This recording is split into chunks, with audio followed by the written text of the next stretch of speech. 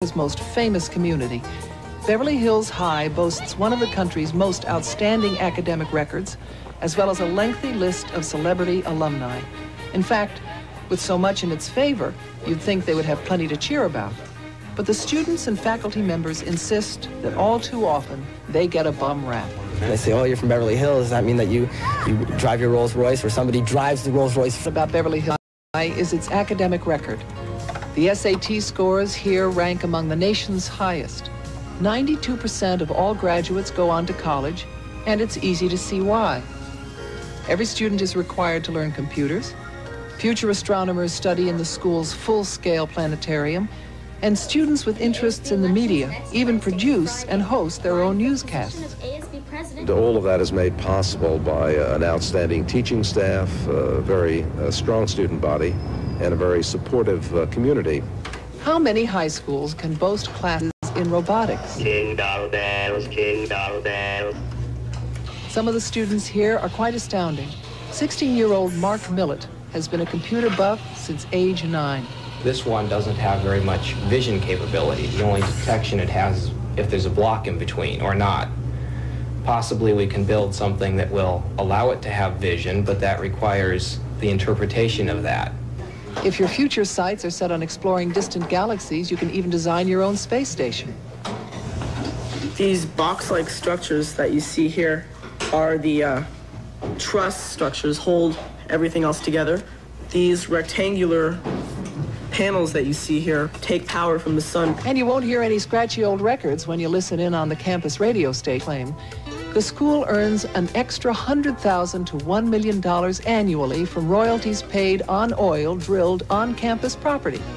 Their famous swim gym with its motorized basketball court has been rented out as a movie location, and they'll soon be marketing T-shirts and sporting wear, capitalizing on their famous name.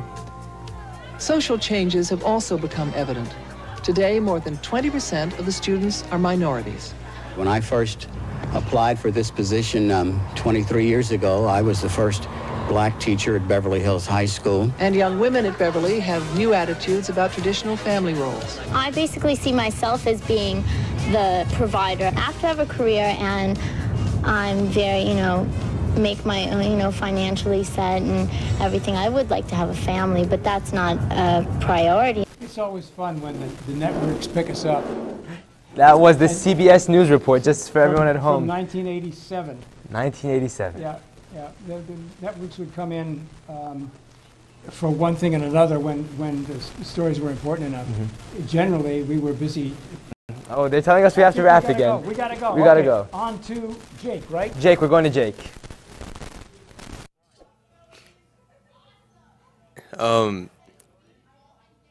So, welcome. And what? What? This is very unclear what happened.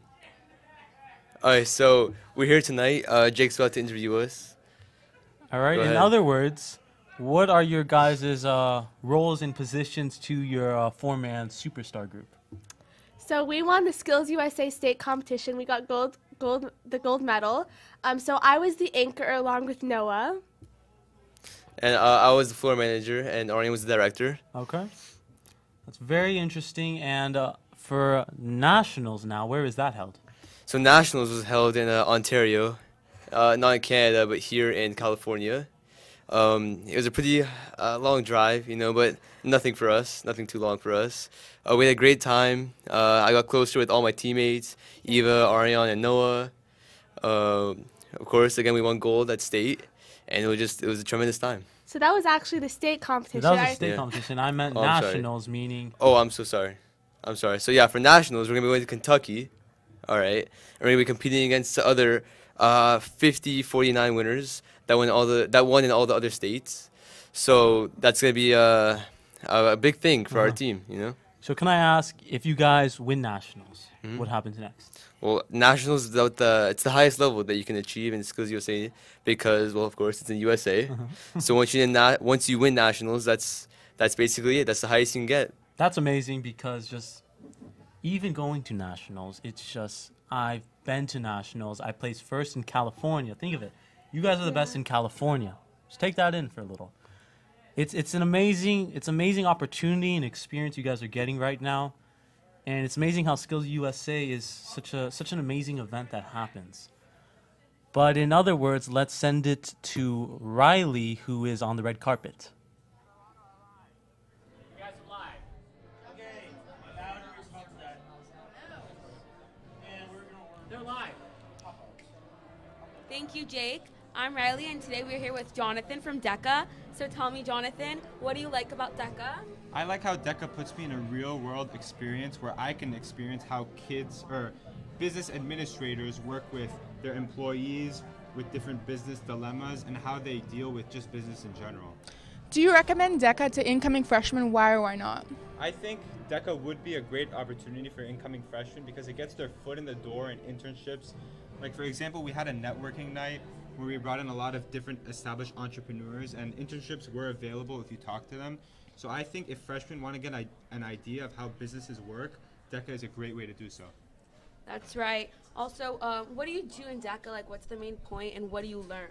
So once you're part of the class, you have you go from Monday to Tuesday, and you're there at lunch and after school, and you're learning different business concepts through like the business admin core.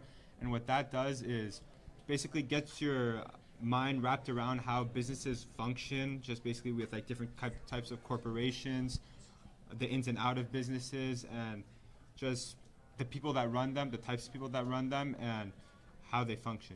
What are some stereotypes of DECA, and how can you explain them to our audience? I think some stereotypes of DECA people are to be not necessarily preppy, but more like business oriented.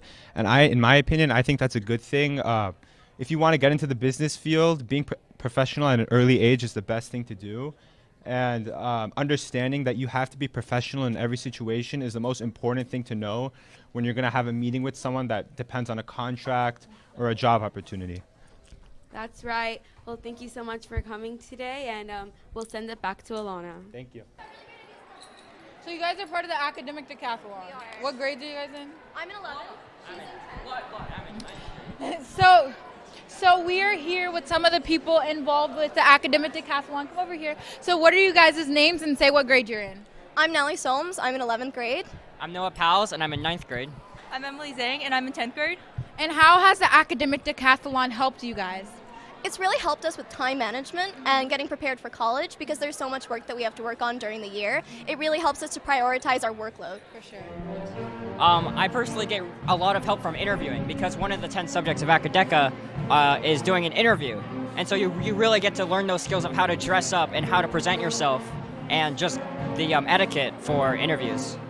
To me, academic decathlon really helped me with my social life because I arrived here as a freshman when I didn't really know each other, but like with the members together, we kind of grew and competed and worked together, and it's basically become a second family to me. It's a really good way to start off your social group if you're just an incoming freshman. So you guys would definitely recommend it to the incoming freshmen as well. And so how did you guys get started? What made you guys want to be in the academic decathlon?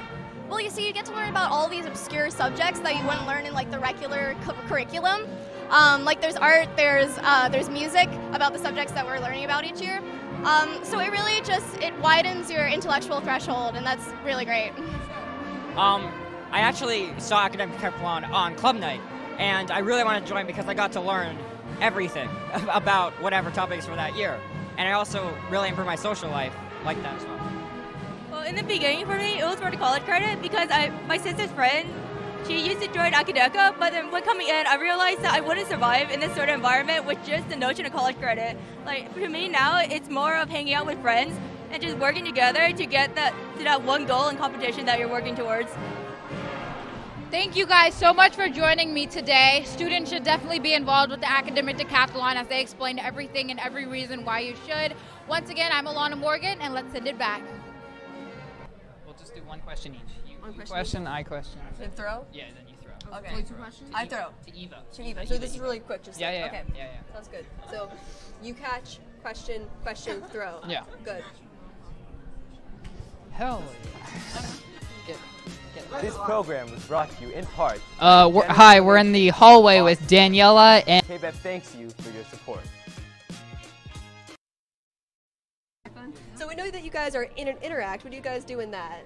Well, basically, Interact is a community service organization, and it's actually international, so it's all over the world. It's in so many countries, and literally everyone knows about Interact, and it's a really great club, and it's doing really well at Beverly. We're working with the Rotary, and we go out and help the district with several things, and it's very fun. You guys should join. Cool. And what's your favorite thing about Interact? You get to meet new friends, joining the district, you know, volunteer, meet new people. I really like just going out in the community and doing community service events. That's really fun. Cool. Well, thank you so much for the interview. Now to Jake. The events, and then she'll. Yeah, sure. What is it? What Justin, are the events? what is your name? Yasmin. Yasmin what? Sadian. I'm a Yasmin junior. Sadian. Okay. All right. Yo, my name is Jay. Just nice, good to meet you. Jake Urbanian. Very nice to meet you, Jake Urbanian. Oh, hey guys. Jake Urbanian back again here with Eva Donish. Today we have the privilege of sitting down with Justin Mathion, senior, Mira Terabine, another senior, and Yasmin, who is a junior. And you guys are all in service learning, that is correct? Yes. Tell me a little bit about it.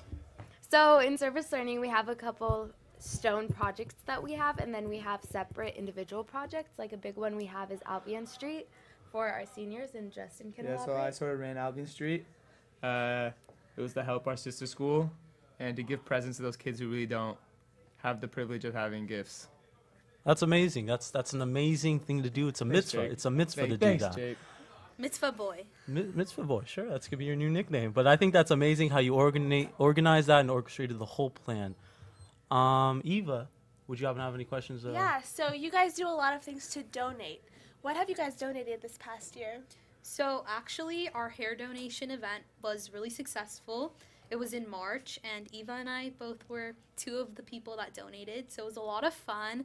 And I was a committee member, so it was an honor to put it together and work with stylists and really learn about how to successfully execute an event.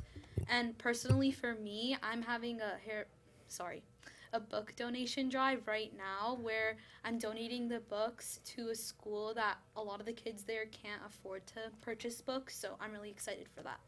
And how do you guys all feel when you do these amazing things that help the community? It's definitely something that's really empowering to feel. You feel like you're getting somewhere in life, you're giving back to your community. And then the best part is getting other people involved in this entire process, and it's raising awareness about things that are going on. Like one of the individual projects we had, and it was my project, it was called Kids Are Not Invisible. It was a slogan to show that refugee children around the world are not invisible, that we see them in this world and we are here for them. I got to share my story, and I shared my story, and I got a lot of great feedback. But before that, we gave out things. You know, Mira, I think that's such an amazing thing that you guys do. Is this service learning a thing that most schools have? It's not a class that it's a rigorous course that most schools have, but the beauty about it that we are trying to turn around in it at this school is we're trying to add in more awareness throughout the classes, add curriculum to it. Like for my project, we had statistic class doing things about the refugee community and how much there are compared to World War II, compared to people at the high school. We had history classes going over current events and discussing that. And then it kind of related to the week that we had Kids Are Not Invisible. Another thing we had was another individual project we had Yasmin did, and it was her mindfulness project. Yeah, so for that I collaborated with Miss Norman Franks, and basically what I did was I just taught kids what is mindfulness, and yeah, so thank you. You know, I think that's such an amazing class you guys have, and I think that other schools should build on having service learning because it really is benefiting our world of how helping other kids, and overall it's just such an amazing class to have. But unfortunately, that's all the time we have. But now let's send it to Norman Aid. We're now here with the Director of Norman Aid and the Intervention Counselor, Ms. Norman Franks. Thank you for coming on today. Thank you for having me. So can you first tell Hi, my name is Ashley Goldsmith, and I'm field reporting here at the InterQuest Assembly, where they're going to introduce a new program to students. In the assembly, they covered the goal of the program. Places we search: backpacks, cars, lockers, PE lockers, bathrooms. They placed 3 backpacks in front of the dog, Pilot, one which contained a pipe and had the dog identify it.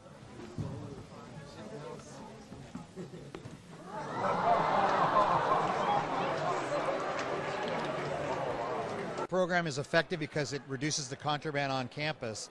It also gives students a way to say no to peer pressure, which is probably the #1 reason students or kids get involved in narcotics or alcohol. And this gives them a way to say no by telling them, no, Danny and the drug dog are coming tomorrow.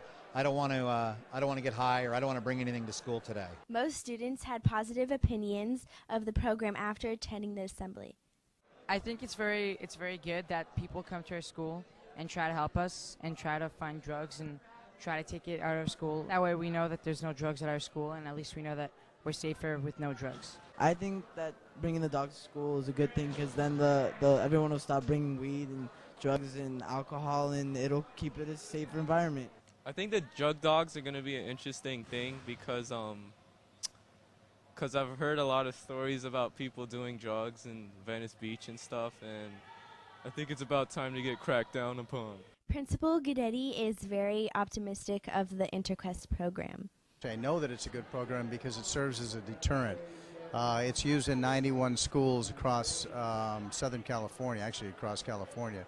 And I've personally used it at my former school before. And the best thing about this is when somebody does get caught, the parents are notified, and it opens up a dialogue between the parents and the students. And that's really what this is all about. It's about interventions, it's about deterrent, and it's about resource. I'm Ashley Goldsmith, and I'm field reporting back to you at the studio.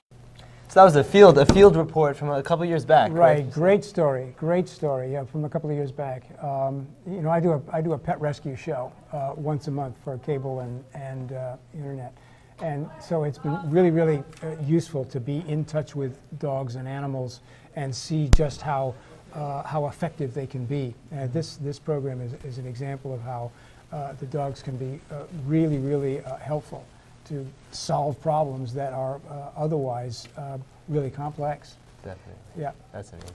Yeah. So you might have seen a little bit of this clip before. It was a clip of me and Miss Norman Franks. She is the director of Norman Aid.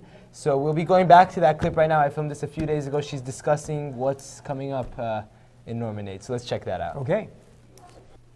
We're now here with the director of Norman Aid and the intervention counselor, Ms. Norman Franks. Thank you for coming on today. Thank you for having me. So can you first tell everyone what Norman Aid is?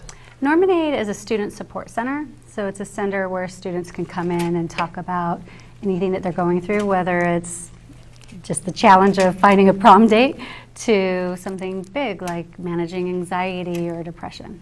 And how can they utilize the services of Norman Aid? What are the different avenues that you guys provide? So students are always welcome to walk in. We do want them to have a note from a teacher saying they have permission to be in there, but they can always walk in, and if a counselor is available, they'll meet with them immediately.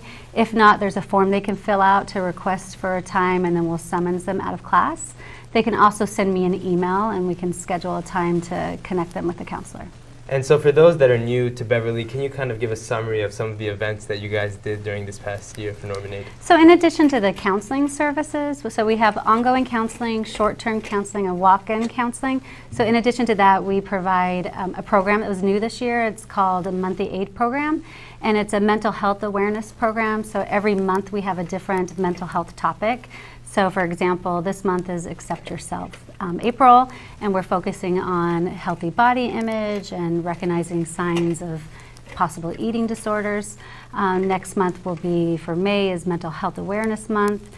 In December, we did De-Stress Month, and that was part of our, we had Stress Less. We're gonna also have that again. The Stress Less Week, we'll have that again in May as well. And for those who don't know, the Stress Less Week was really exciting, where you guys brought dogs in and people got to go experience that. So Norman Aid provides a lot of great experiences for the students. Thank you. So what are some upcoming events that people can look forward to for Norman Aid?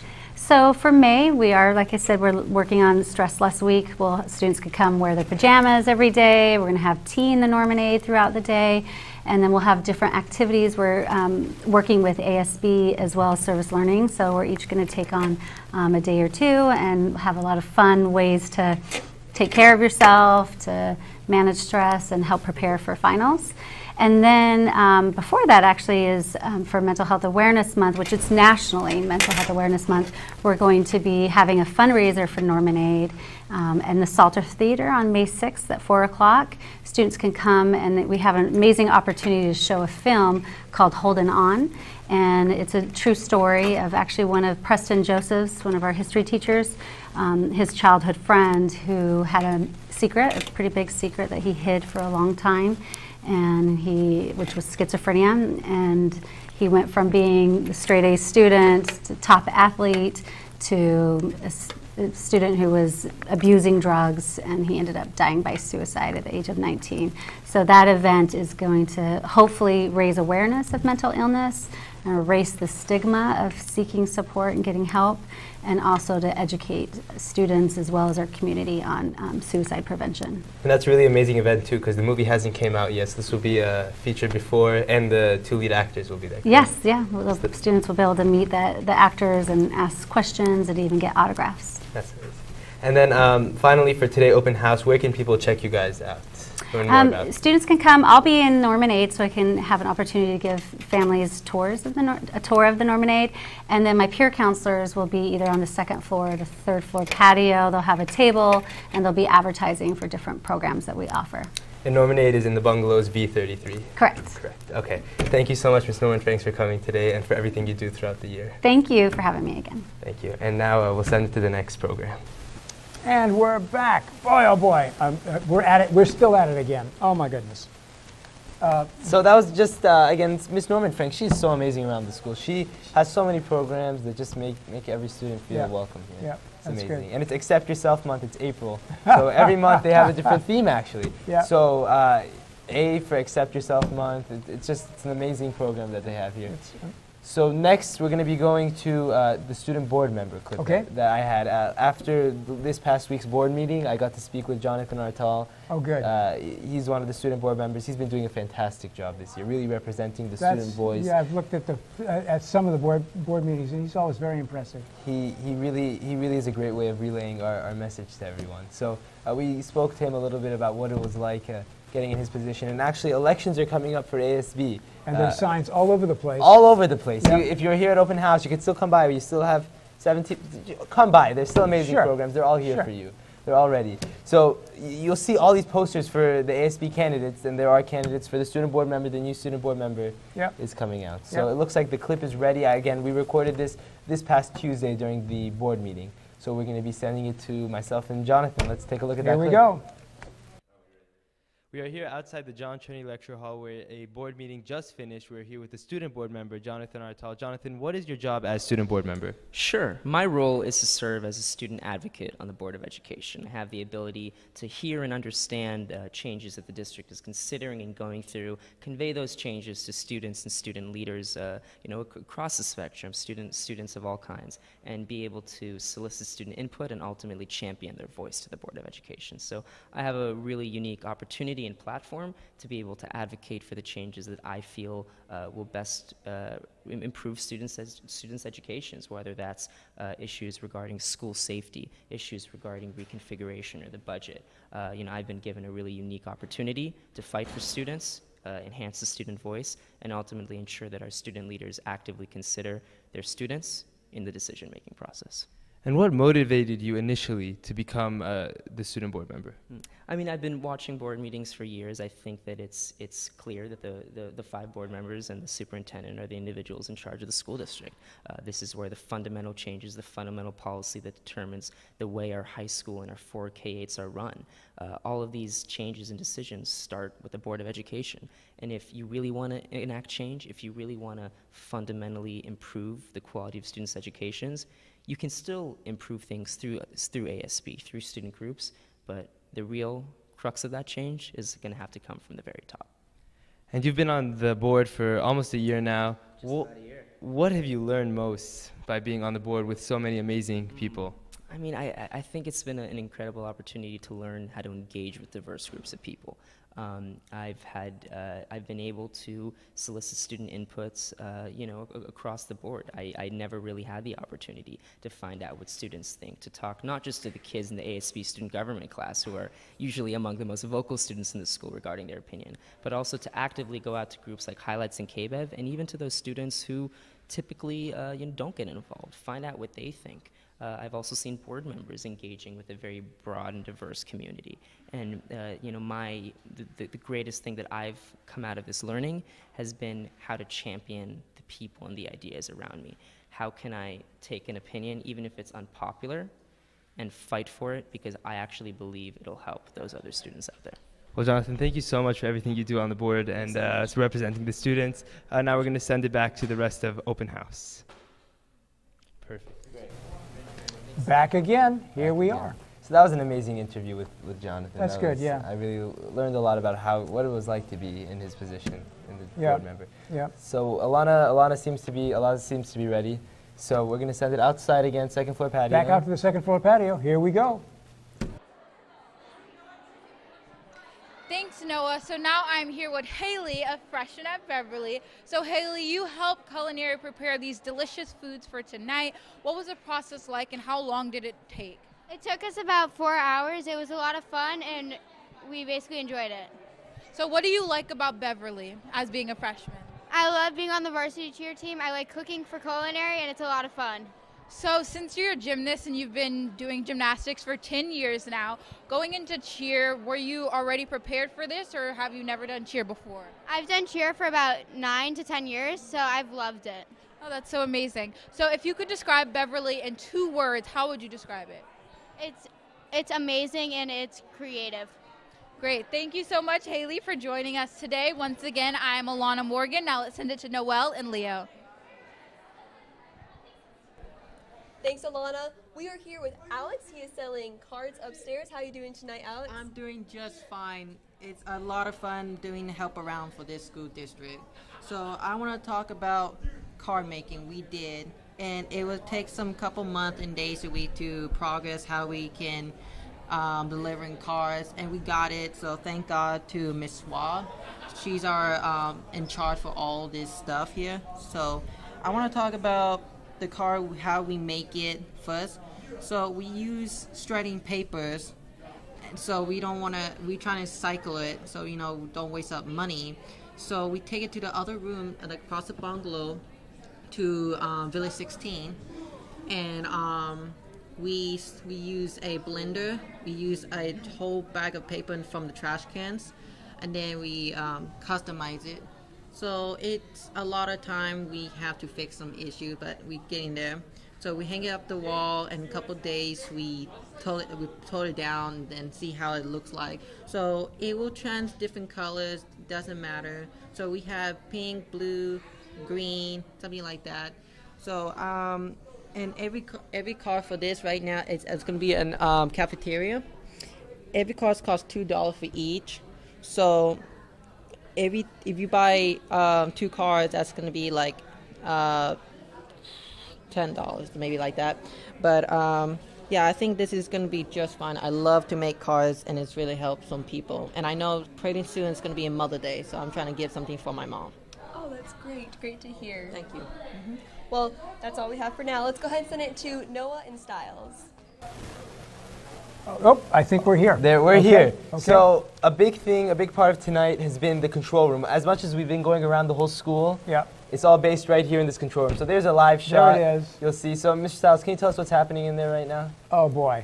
You know what? I need to see it, guys. Let's bring it up. Let's bring. Okay, there's the control room shot. The big screen on the top right is the program monitor, and down below are technical monitors. Some for graphics, some for different cameras, some for the actual switching from one camera to the other. What you can't see off to the right is the whole audio deck, audio console. There are 2 mics for us and 3 more mics in Studio B and another mic out on the patio. And we have wireless. Our mics are actually wireless here where we are. Yeah. We're not attached to them. Allows us to hunt around. What's really impressive is that the kids set this up. If when I come in to do any repairs. It's usually to put connectors on and stuff. But they have already figured out how they want to make things run and how to make stuff work. We have a whole set of patch bays so that you can reroute video signals from to switcher positions or try and change cameras around. But there's a whole world of technical aspects that take place here that we don't even know. But actually, there's also the whole directing of the talents, directing us. If you could go back to the shot of the control room, if you take a look, there's all these different people. Oh, they went back to Alana. They're back there. There okay. they are. Okay. So you can tell they're having too much fun. They're having too much fun in there. They can just cut around, and all we do is talk and cover. That's all we have to do. There we go. Yeah. But they're making live decisions as to where the camera's going to be going. We do have a rundown that tells us where we're going to be going. Let me say at this point that the best training in the world is being able to do this stuff live, because these kids have to make instantaneous decisions. They have to have determined ahead of time what problems they're likely to have and have them covered. In my opinion, that's why we used to do live news weekly to make it work. Start on time, end on time, whatever happens in the middle had better be right. Yeah.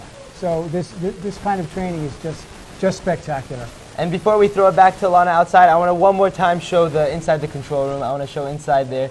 Kind of talk about the people. We have Aryan in there, Bridget, Jacob, Oren. There's so many people in there that they really deserve the respect and credit for making this all happen. You got it. Yeah.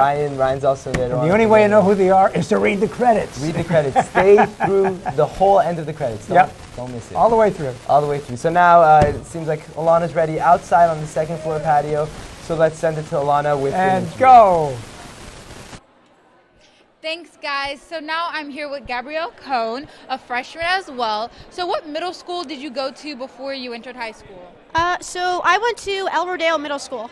Did you like El Rodeo, and what were you expecting when coming into high school? All right, so I did like El Rodeo, but I feel like that I like high school even better. I feel like that I met a lot more people here, and at first I was a little bit nervous when I got here, but I feel like that I really, really enjoy it, and sometimes I like it even better than middle school. So what are your favorite classes here? So I do really like animation, and I hope to, be continuing somehow in that. And I also, usually I'm not a huge fan of math, but actually I really do like my math teacher this year, and I feel like I'm learning a lot. And how would you describe the academics here at Beverly for the students who aren't sure how the academics are? So I feel like that the academic program is, I feel like a lot of the teachers do explain it in depth, and I like that, they're open asking questions, and yeah, I feel like that a lot of the teachers are really good here. What would you change for going into sophomore year? What would you change differently when going into sophomore year next year? Probably to get up earlier, because I keep pressing I don't know, whenever I get up, I always keep pressing the snooze button. So I should, so I should probably, I think I should work on getting here earlier so I not get as late. And are you involved in any clubs or enrolled in any clubs this year? I actually did start the storyboard and drawing club, and I'm in the video game club. But yeah, so it's kind of, the storyboard drawing club is kind of a newer club. So when you were coming into high school, I bet you were nervous and scared, but what would you say to the incoming freshmen that's coming in now to take your place? Probably just talk to some of the people around you and get to know them. And there's also actually met a lot of new people that were really, a lot of new nice people when I actually first got here the first day. So probably just talk to new people and and also ask questions to the teachers and talk to the teachers. Thanks, Gabrielle. Now let's send it back. We're now here with Ms. Branham. Ms. Branham, what is your job here at the high school? Hi, good morning. Good morning. How are you? Good morning. Good. I am the head counselor here at the high school. And as being head counselor, what are some of the major tasks that you're assigned to? Well, it's a pretty big job, actually. So specifically as the head counselor, I help oversee the other counselors on campus, coordinate the counseling activities, the calendar, all of the events that come through the counseling office.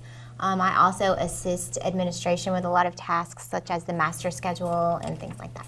And what can the incoming 8th graders who will be watching this, they're here for open house, what would be your best advice for them for what they should look forward to for their first year at high school? Well, first of all, we are so excited that they're joining us. We always love to get the new group of students coming in, and we're looking forward to working with them. They can look forward to a lot of exciting things happening at Beverly. Specifically through the counseling department, we'll be working with them to get them ready and prepared for their life after high school. And we'll be doing 4-year plans with them so that they can plan out their coursework for the next 4 years and know where they are, keep themselves on track. We'll be talking to them about social emotional issues, academic issues, and basically everything that they need to know.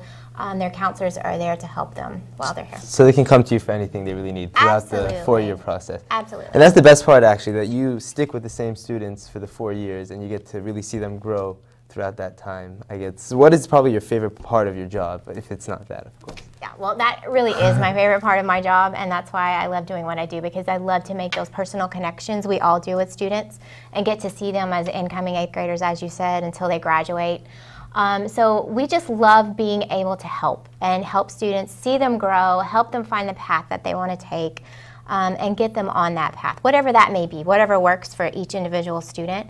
We want to help them with that. And then we also have the other supports for them with the Norman Aid Center, with our intervention counselor and our college counselor, so we can kind of cover all the areas for students. And kind of a more out of your line of questioning, but what is one thing in the school that you think the freshmen is not obvious to them, but that they'll really enjoy? Wow, there's so many things that may not be obvious to the freshmen. I think really if I could say one thing would be clubs and activities. Sports are kind of obvious for them coming in, but not necessarily all of the clubs and activities that we have to offer. Things like leadership, ASB, and then the lunchtime clubs, the after-school clubs. There's something for everyone, and if they can really just find that and get involved, it makes it a really much more enjoyable experience for them. Perfect. Ms. Branham, thank you so much for coming, and thank you for everything you do for all of the students. Thank you. Thank you guys for watching. We're going to send it to the next program. And here we are. We were going to stop at 8 o'clock. That would be the end of our normal 2 hours. But since we started a little late because the assembly ran long, we're going to continue to our 2 hours. So that means we're going to run another, say, 22 minutes. So you still get us for another 20 minutes. There you go. And the reason we're doing that is not because we're just having such a good time here, but there's so many clips still to run. So many stories still to tell. We want to make sure they see all of it. You guys are going to be, you're in for a lot more. Just as a little summary of what's coming up, you're going to see a few more clips on the retrospective past of KBEV, taking a look at some of our oldest news segments. Yep. You're going to take a look at an interview with our very own Mr. Romeo Carey. He was not able to be here tonight with us because he is at the TCM Film Festival. We'll discuss all of that during our interview with Mr. Carey, but until then, we're going to now send it to Noel and Leo. Noel, yep. Here we go. Go. So Brian, you'll throw to a clip. Throw to a clip. Throwing to a clip. I'll throw it. Yeah, you. Okay. You're live. All right. Hi guys. We're here with Brian, varsity lacrosse captain. How are you doing tonight? I'm doing good. And so, the last lacrosse game is tomorrow against Santa Monica High School. What are you hoping to bring to that game? I'm really hoping for a good game, a close game. A win over Sama would be just a great way to end my lacrosse career. And yeah, I'm hoping that we can come out hot tomorrow and pull an upset. Yeah. And how would you summarize your lacrosse career so far? It's been a lot of hard work, and I think that like each team that I've been on, I've just like had more fun with it and like been more of like a central part of that, and that's been really exciting, and I hope to continue it. Yeah. Yeah, well, good luck with lacrosse, and we'll send to a clip. We're now here with the one and only media director here at the high school and here at KBEV, Romeo Carey. Well, Noah, I mean, that's yours. Thank you. And this one's radios, audio. You know, I was just having a conversation with Noah, the deeper meaning behind work. And, you know, that's kind of a career that you're understanding here in KBEV, to build a career if that's something you want to do in life. But in general, people arrive at a place where they make money to survive. And hopefully they're not working in contempt, but rather they're working in a place that, like me, you have more than money that represents what you did, but you have, at the end of the day, you have gratitude, you have recognition, and you have a purpose. So those things, the money really doesn't even matter. What matters more is the payola at the end. People want to be recognized for what they do. I get it every day. We don't need this. I get it every day from students. I get it. Imagine if you were surrounded by, you know, 200 Noahs every day. I mean, come on. I mean, every parent is jealous that I get to spend so much time with their, you know, it's the most precious thing they've ever given the world, right? And I get to spend this most amazing years, you know, teenage years is like the best. Do you know what I mean? Because it's the time when you need the most direction. It's the time when, you know, the endocrine system has gone berserk. And you just need someone who's willing to let wild bucks buck without getting hurt. And, you know, young does cry and make sense of the world. And all they need is is just a human touch, a cool glass of water, and a smile. And let them know that the world is a perfect place, because you're perfect, right? So tell me, you are now first in state, not just the first time first in state. You've replicated what we did last year, what was first in state. In fact, we're three-peat when it comes to audio and radio. Every CTE class dreams, or those departments dream of bringing this home. Why? Because it proves that, gee, what we're doing is not only are we striving, but we are at the upper stratosphere of proving that what we do is right. How does it feel? Exactly. How does it feel to be first in state? Well, obviously it's an amazing experience, being able to be in front of all of the different people, and then you realize that you have become the best of all of them, and having that sense of recognition with this gold medal that, again, we get it every day here at the school. Everyone respects KBEV and respects everything we do and understands what we do. But having this was just an amazing experience, and then being able to share it with everyone here at KBEV and with my team, with my sister, so it was amazing. It's amazing because honestly, how much hard work. These things don't come free. These things are only the result of serious dedication, forcing yourself outside of your comfort zone, and learning things that you never thought were possible. Exactly. And working with a team. I mean, I'm working with 3 other people, Aryan, Ethan, Eva. I mean, all of us, if we didn't all put our best in and all work together, collaborate, we wouldn't be where we were. No, because it's 1,000 points and it's down to fractions. And literally, that's sometimes how you win in fractions. But it's teamwork. How to work together, how to find the edge. How do we beat out 80 other teams? How do we beat out 800 teams? How do we beat out the whole state, right? And so now you're off to Kentucky, where we represent the state of California, and not only in broadcast news, but in radio and audio, and in culinary one. I mean, can you believe that? It's pretty amazing. 3 first place medals here at Beverly.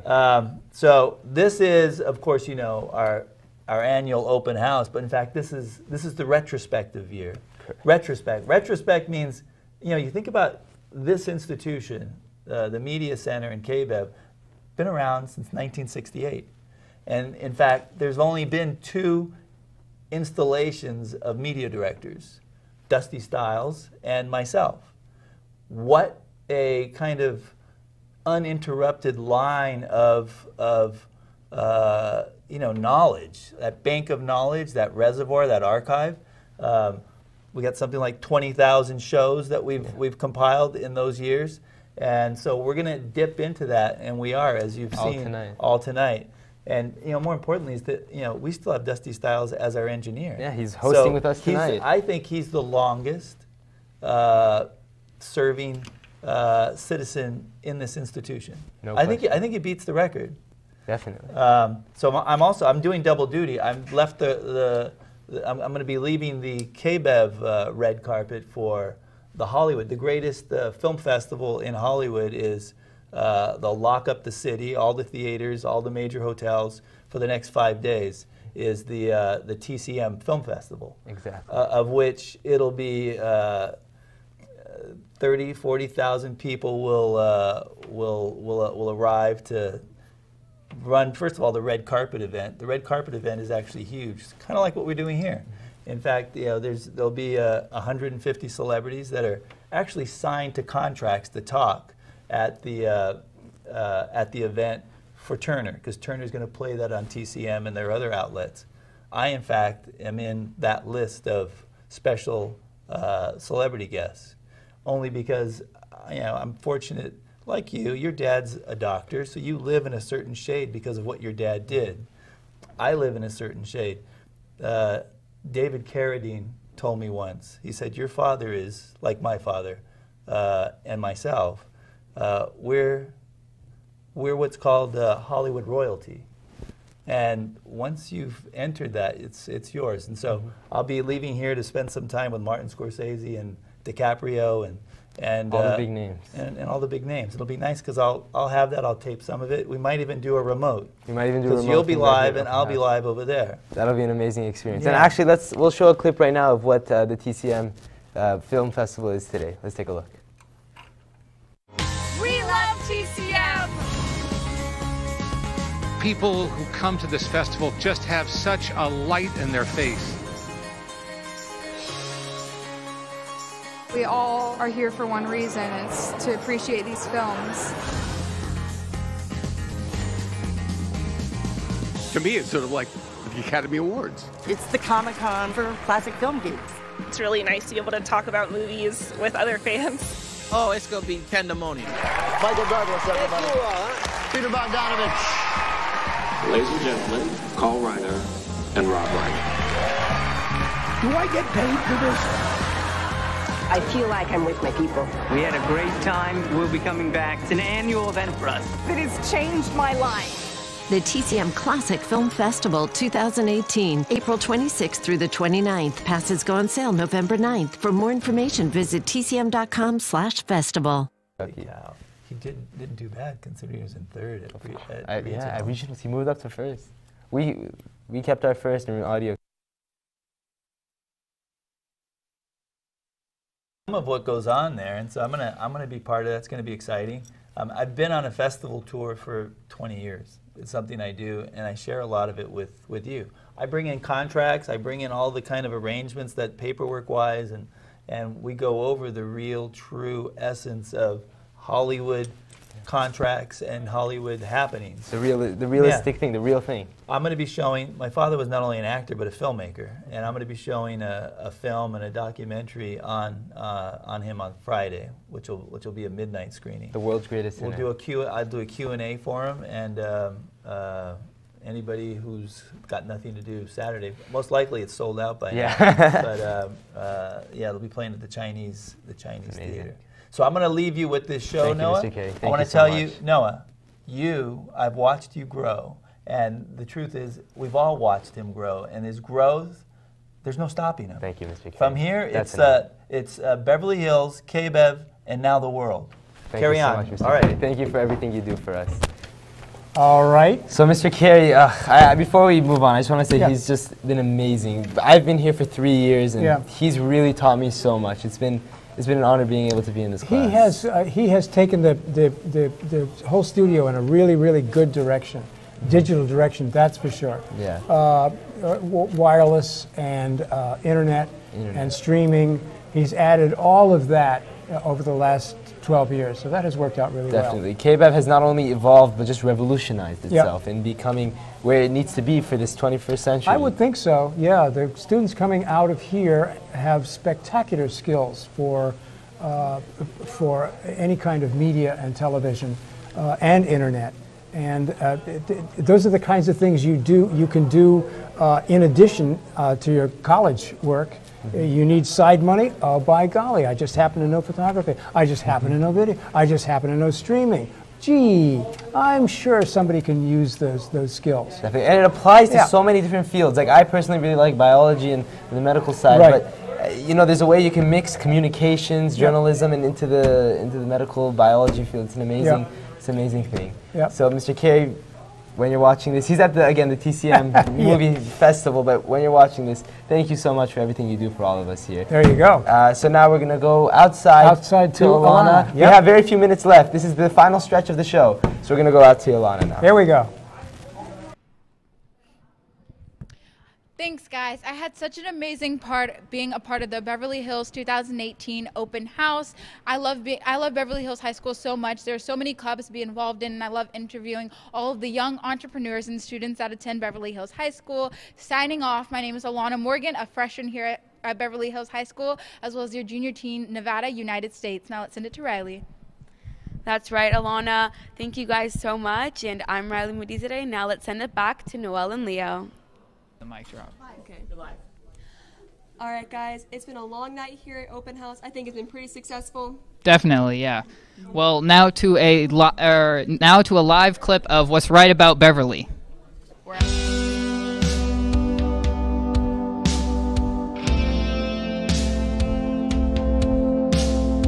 What's right about Beverly is the community of friends and the memories you make, and also the teachers like Mr. Carey. If something is going wrong in a personal life of a student, they're all of them are open to talk about it and try to find a solution. What's right about Beverly is the friends and memories that we make here together.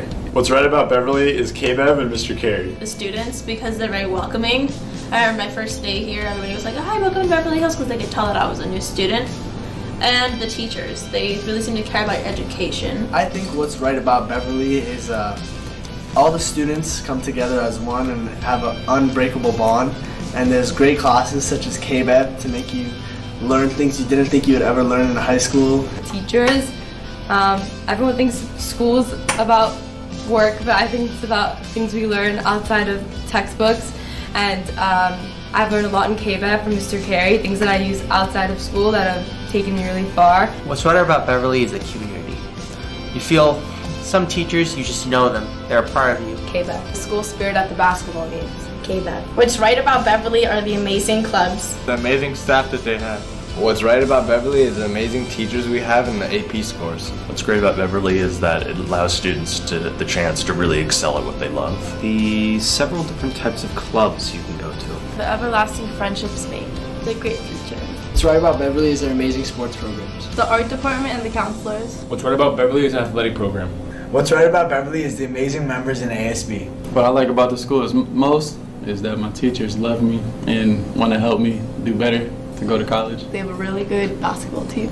Although I could go on for days about what is right about Beverly, what is actually right about Beverly is Mr. Carey's KBEV class, and it gives students the opportunity to go from not being knowledgeable about anything in TVs and then to be a fully prepared student for college in media and television majors. What I like about Beverly is that there is a range of students that you can find your clique or your group in. It's so easy to find help whenever you need help. My favorite part about Beverly is the people here, because when I moved here everybody was really welcoming.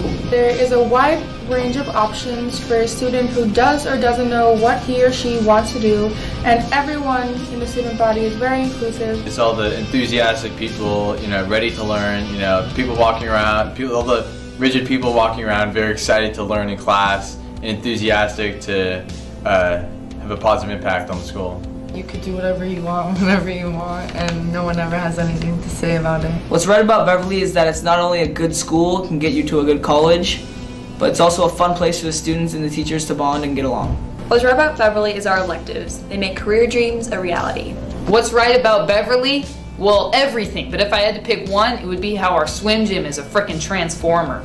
What's right about Beverly for me is KBEV, because I've learned so much through being a part of this elective, and it's also opened up so many opportunities for me, like going to Skills USA, and I just placed first in state with my team, and I've learned so much, and I'm so excited to spend the rest of my years at Beverly in KBEV. What's right about Beverly is all the amazing programs offered here like KBEV and robotics. What's right about Beverly are the connections that you're able to make with the other students, and it's especially through KBEV that you're able to meet quality people that have the same interests as you. All the opportunities that are available to you at Beverly, definitely through Cindy Dubin and all the amazing people like our college counselors. What's definitely right about Beverly is all the people here and how many friends you can make.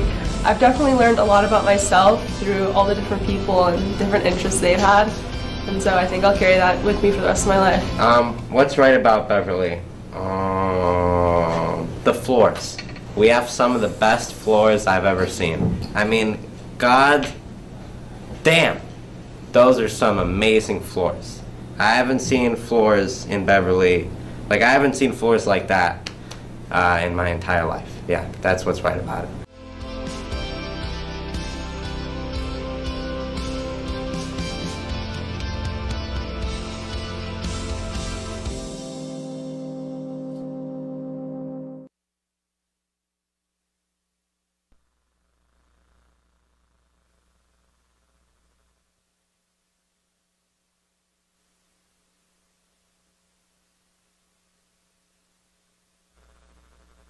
Out. We're gonna make sure that this is on. Yeah, we are on. We are on. Yeah. So we're gonna start. We're gonna take our way over here. We're gonna show what's happening. We're gonna walk. It's been an amazing night. I mean, it's about 8:15 now. So we see. Oh, we're gonna go this way. So we're gonna follow that camera down. You know what's really cool is the amount of energy that all the students put out tonight to make this work, and definitely you got a really good sense, I think, of what the activity was here at Open House, and the enthusiasm, the energy. It worked out really well. There was so many different programs. There's so many different clubs we got to check out. There's so much that Beverly has to offer, and I think this was a great time to take a look at all of it. You know, I was surprised when we talked to the principal. He just rattled off one program after another, which is impressive in itself, but the fact that they're working so well, all the programs are working so well, and the students are producing so much learning, results, energy, all of that, very effective.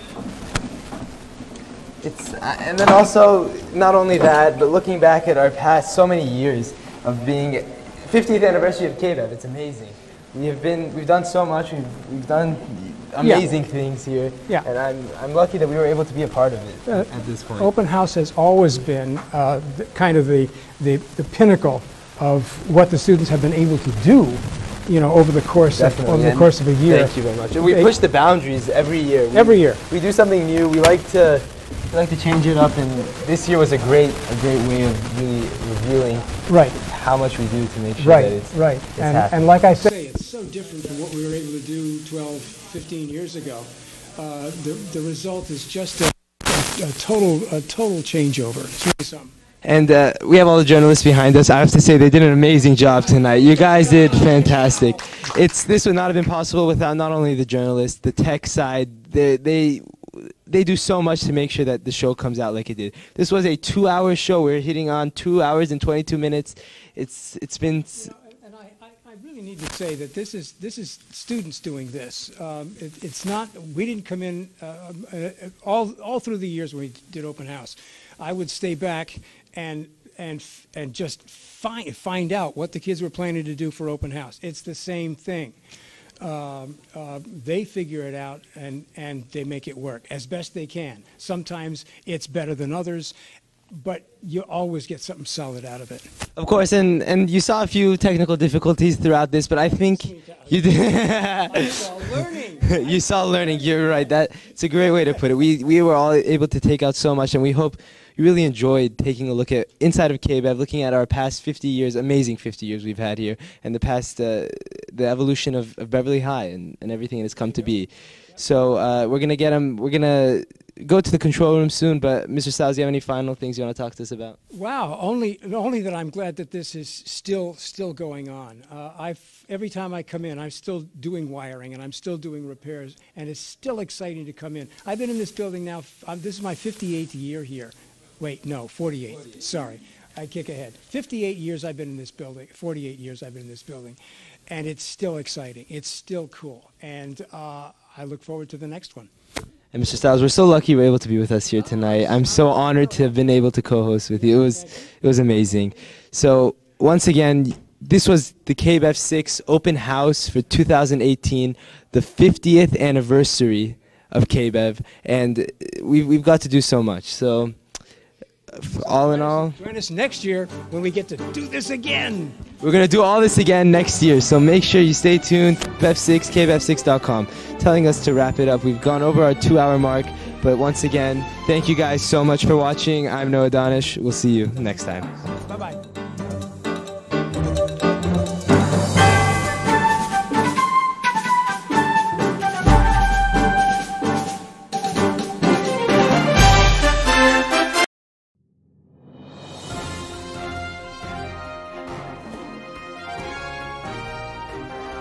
Good afternoon, I'm Benjamin Cohen. And I'm Sophia Martin, and this is Skills USA News. Coming up, are Californians raising the risk of wildfires? And is the fate of the Dallas Cowboys in good hands? Stay tuned for more news on potential nuclear threats and drama between former Destiny's Child members. Now let us hear from you, Benjamin. Thanks, Sophia. As the rising temperatures of spring and summer slowly sun-kiss Californians, the question remains of whether or not the #1 U.S. agriculture state will remain intact, as we are put at a higher risk for fire outbreaks.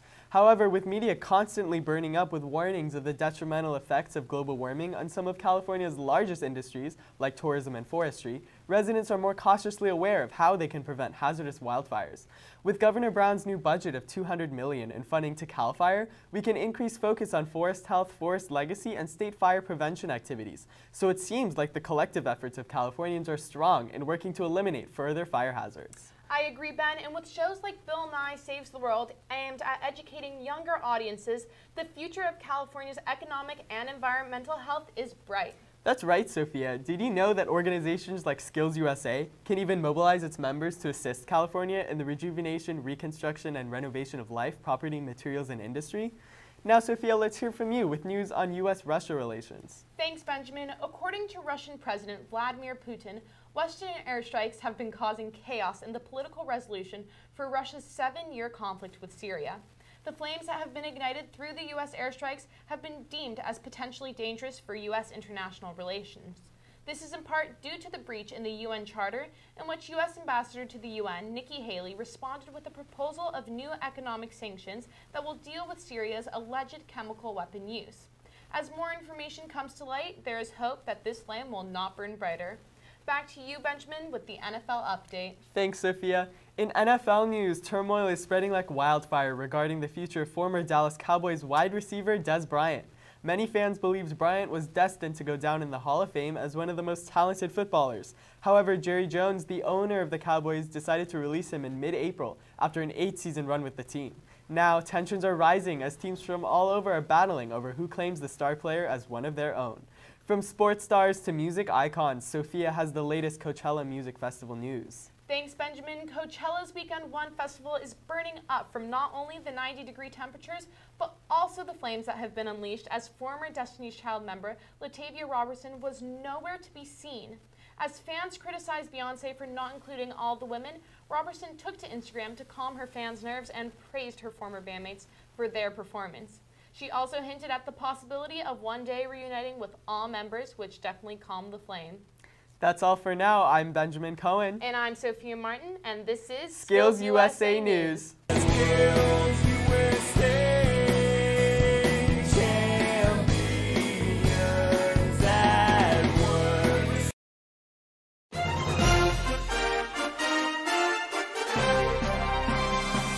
Good afternoon and welcome to Skills USA News. I'm Layla Vahab today. And I'm Carey. Coming up, we have news on the Skirball fire. But first, let's hear from Layla about all the recent fires to have burned through California. Thanks, Fiore. During the deadly outbreak of wildfires in Northern California, the blazes have torn through nearly 500,000 acres of forest and residential neighborhoods in 2017 alone and killed more than 100 people. The devastation is among the worst the state of California has seen from wildfires in its history. Now, Fiore has some news on how that increased rate of wildfires might have a correlation with climate change. That's right. Last year, California experienced an unusual large amount of rain, which led to an unusual growth of vegetation in areas where it wasn't before. But unlike the native fire-tolerant plants, these new plants are easier to burn, but as the weather started to dry up again, it resulted in the vegetation drying up too, making it the perfect fuel for the fire when ignited. Last year, California's fire season was 70 days longer than usual, and one of the fires to take place during this extended season was the Skirball fire. The Skirball wildfire tore through California in 2017. It cost people their homes, their land, and 12 firefighter and 199 civilian lives. The fire scorched more than 30,000 acres, despite the 1,000 firefighting and emergency personnel working to fight the fire. It isn't uncommon to see people living in the mountains to enjoy the view, but CAL FIRE reports that about 95% of wildfires are started by people, and once the fires start, they could get out of control very quickly. About 60% of the new constructions in the U.S. is bordering wilderness, which is one of the main contributors responsible for the scale of the destruction. Firefighters say there should be a 30-meter border around the perimeter of the house and the brush, but very few houses comply with the suggestions. And this comes at a cost for the residents and for the government, as CAL FIRE went more than $60 million over the allocated governor's 2017 through 2018 budget. The ash from the fire posed a great health threat to the UCLA campus, with the fire burning reportedly less than 5 miles away. This threat resulted in the UCLA canceling all their classes and their long-anticipated basketball game. All of the workouts and practice schedules were also cut. Now, Fiore, what do you think about these fires? Well, I think that people living in the mountains need to make an effort to get out of harm's way and even possibly relocate and take action to rebuild their house for their financial and personal safety. I agree, and it also does cost the residents and the government a lot of money, from sending large fire crews to the rebuilding from the aftermath. Well, it looks like that's all the time we have for the special Skills USA reports. I'm Layla Vahabzadeh. And I'm Fiore Carey. We'll see you next time.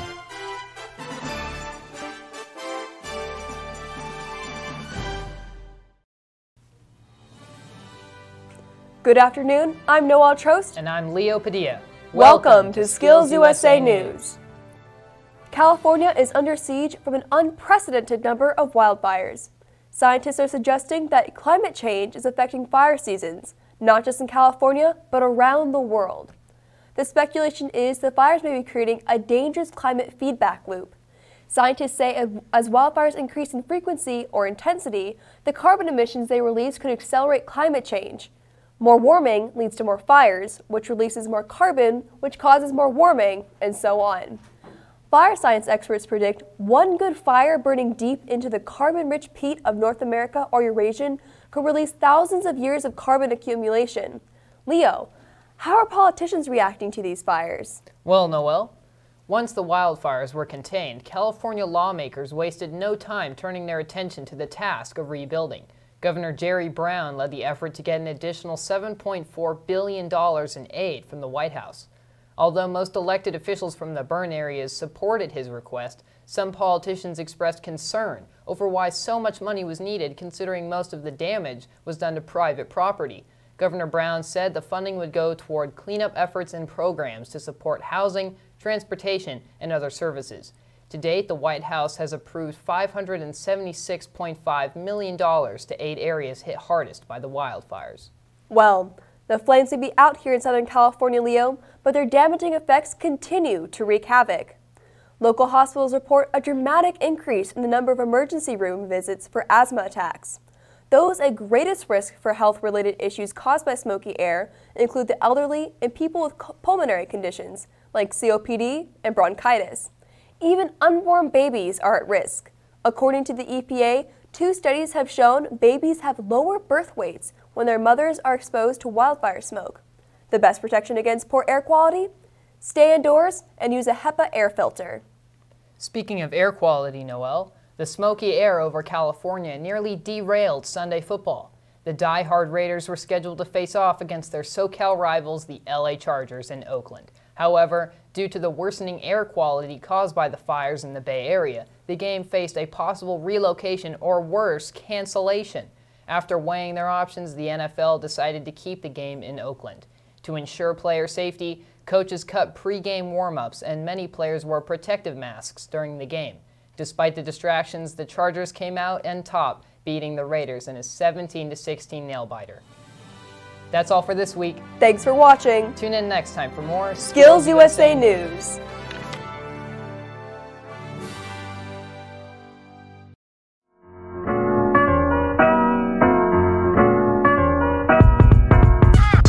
right about Beverly is the friendly community that the school has built. What's right about Beverly is we have a lot of great teachers who really care about the students and they really work hard to make sure that we get a good education. What's great about Beverly is their computer science program. What's right about Beverly is the great opportunities that are available to the students. What's right about Beverly is the idiotic group of seniors that bring huge speakers to school and blast it around the school, annoying everyone. What I like best about Beverly is spending time with my friends.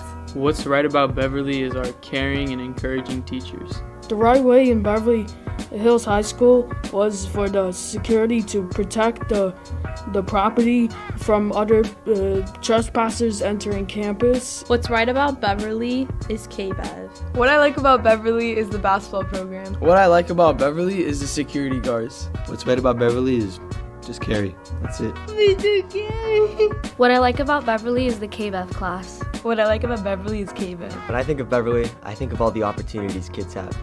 Here, you can find your true passion in whatever class you want to take. My favorite thing about Beverly Hills High School has to be the teachers. They care so much about their students. What's right about Beverly? I like how it's accepting. What's right about Beverly is all of the entrepreneurship clubs and programs they set up for the students to become successful. What's right about Beverly is the Norman Update. What I like about Beverly is because it's awesome. What's right about Beverly are the teachers here. They support their students, they help people out. What's right about Beverly are the resources that it gives you to choose the career that you want to. What's right about Beverly is all the amazing friends I've made here, like Zachary Galen himself. What's right about Beverly is the new fence. What's right about Beverly are all the friends that I get to see every day. What's right about Beverly are the academic and extracurricular opportunities that the school has. What's right about Beverly are the teachers that know how to follow the instructions for the safety of our school. What's right about Beverly is KBEV. What's right about Beverly is Mr. Marika. What's right about Beverly is its great theater program. What's right about Beverly is the passion, whether it be academics, sports, extracurriculars. Beverly is unique in that each student has a passion for something. What's right about Beverly is KBEV Studios. I love it. And cut. Next.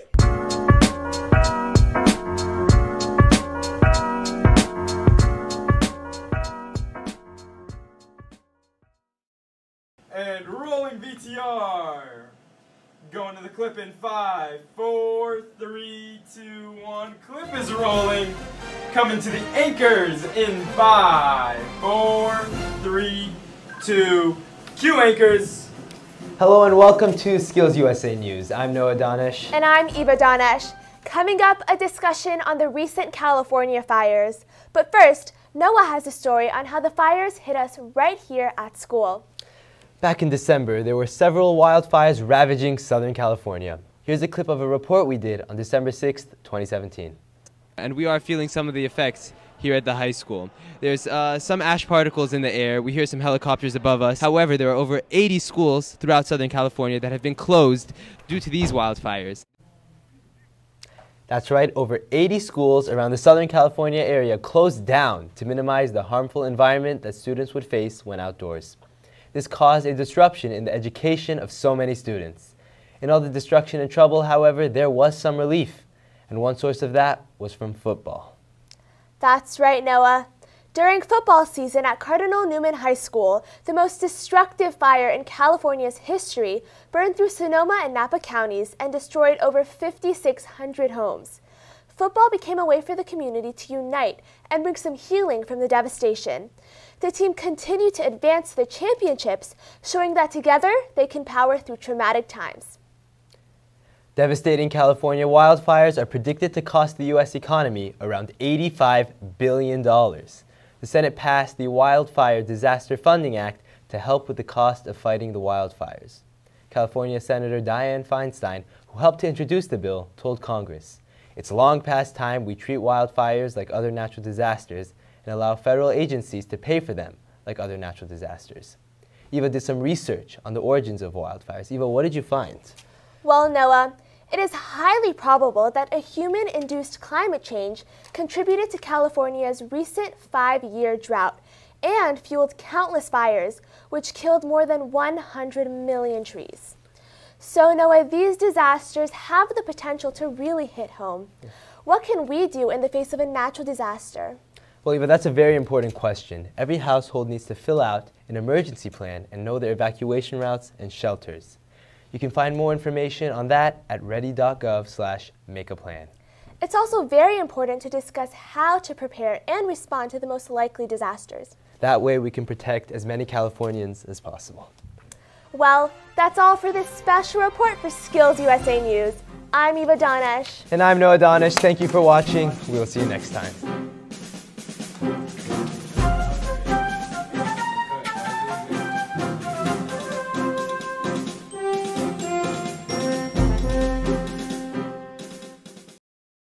Rolling VTR. Ready in 5, 4, 3, 2. Good afternoon, I'm Benjamin Cohen. And I'm Sophia Martin, and this is Skills USA News. Coming up, are Californians raising the risk of wildfires? And is the fate of the Dallas Cowboys in good hands? Stay tuned for more news on potential nuclear threats and drama between 12 deputies. Now let's hear from you, Benjamin. Thanks, Sophia. As the rising temperatures of spring and summer slowly sun-kiss Californians, the question remains of whether or not the #1 U.S. agriculture state will remain intact, as we are put at a higher risk for fire outbreaks. However, with media constantly burning up with warnings of the detrimental effects of global warming on some of California's largest industries, like tourism and forestry, residents are more cautiously aware of how they can prevent hazardous wildfires. With Governor Brown's new budget of $200 million in funding to CAL FIRE, we can increase focus on forest health, forest legacy, and state fire prevention activities. So it seems like the collective efforts of Californians are strong in working to eliminate further fire hazards. I agree, Ben, and with shows like Bill Nye Saves the World aimed at educating younger audiences, the future of California's economic and environmental health is bright. That's right, Sophia. Did you know that organizations like Skills USA can even mobilize its members to assist California in the rejuvenation, reconstruction, and renovation of life, property, materials, and industry? Now, Sophia, let's hear from you with news on U.S.-Russia relations. Thanks, Benjamin. According to Russian President Vladimir Putin, Western airstrikes have been causing chaos in the political resolution for Russia's 7-year conflict with Syria. The flames that have been ignited through the U.S. airstrikes have been deemed as potentially dangerous for U.S. international relations. This is in part due to the breach in the UN Charter, in which U.S. Ambassador to the UN, Nikki Haley, responded with a proposal of new economic sanctions that will deal with Syria's alleged chemical weapon use. As more information comes to light, there is hope that this flame will not burn brighter. Back to you, Benjamin, with the NFL update. Thanks, Sophia. In NFL news, turmoil is spreading like wildfire regarding the future of former Dallas Cowboys wide receiver Des Bryant. Many fans believe Bryant was destined to go down in the Hall of Fame as one of the most talented footballers. However, Jerry Jones, the owner of the Cowboys, decided to release him in mid-April after an 8-season run with the team. Now, tensions are rising as teams from all over are battling over who claims the star player as one of their own. From sports stars to music icons, Sophia has the latest Coachella Music Festival news. Thanks, Benjamin. Coachella's Weekend 1 festival is burning up from not only the 90-degree temperatures, but also the flames that have been unleashed as former Destiny's Child member Latavia Robertson was nowhere to be seen. As fans criticized Beyonce for not including all the women, Robertson took to Instagram to calm her fans' nerves and praised her former bandmates for their performance. She also hinted at the possibility of one day reuniting with all members, which definitely calmed the flame. That's all for now. I'm Benjamin Cohen. And I'm Sophia Martin, and this is Skills USA News. And cut. 3 minutes.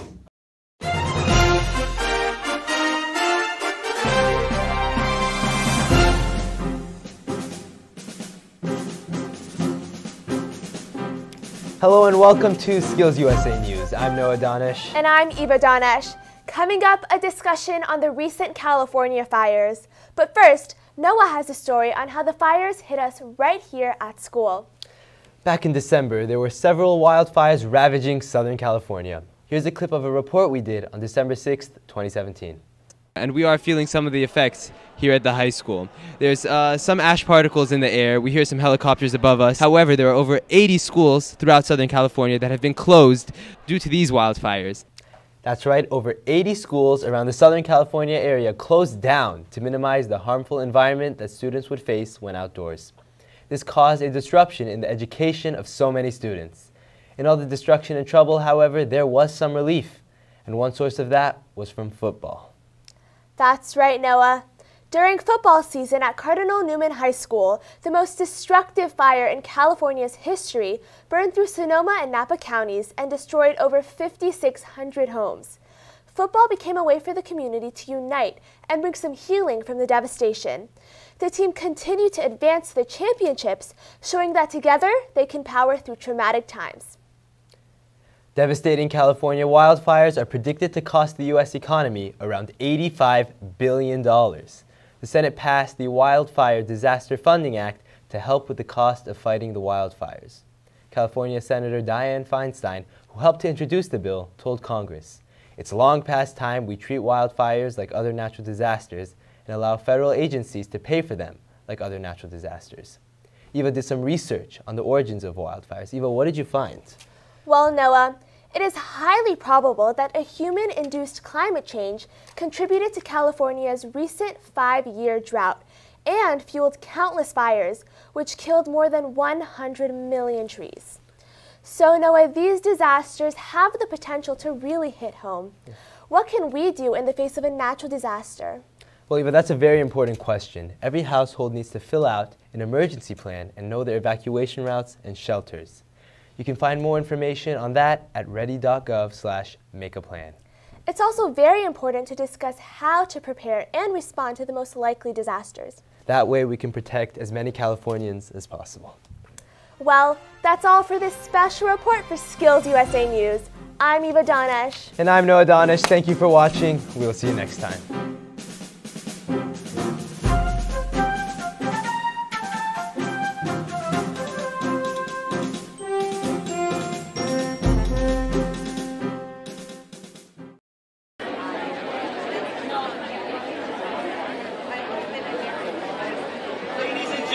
Thank you all for coming. Please raise your hand if you are an incoming ninth grader, meaning you're an 8th grader right now. Let's give them a round of applause.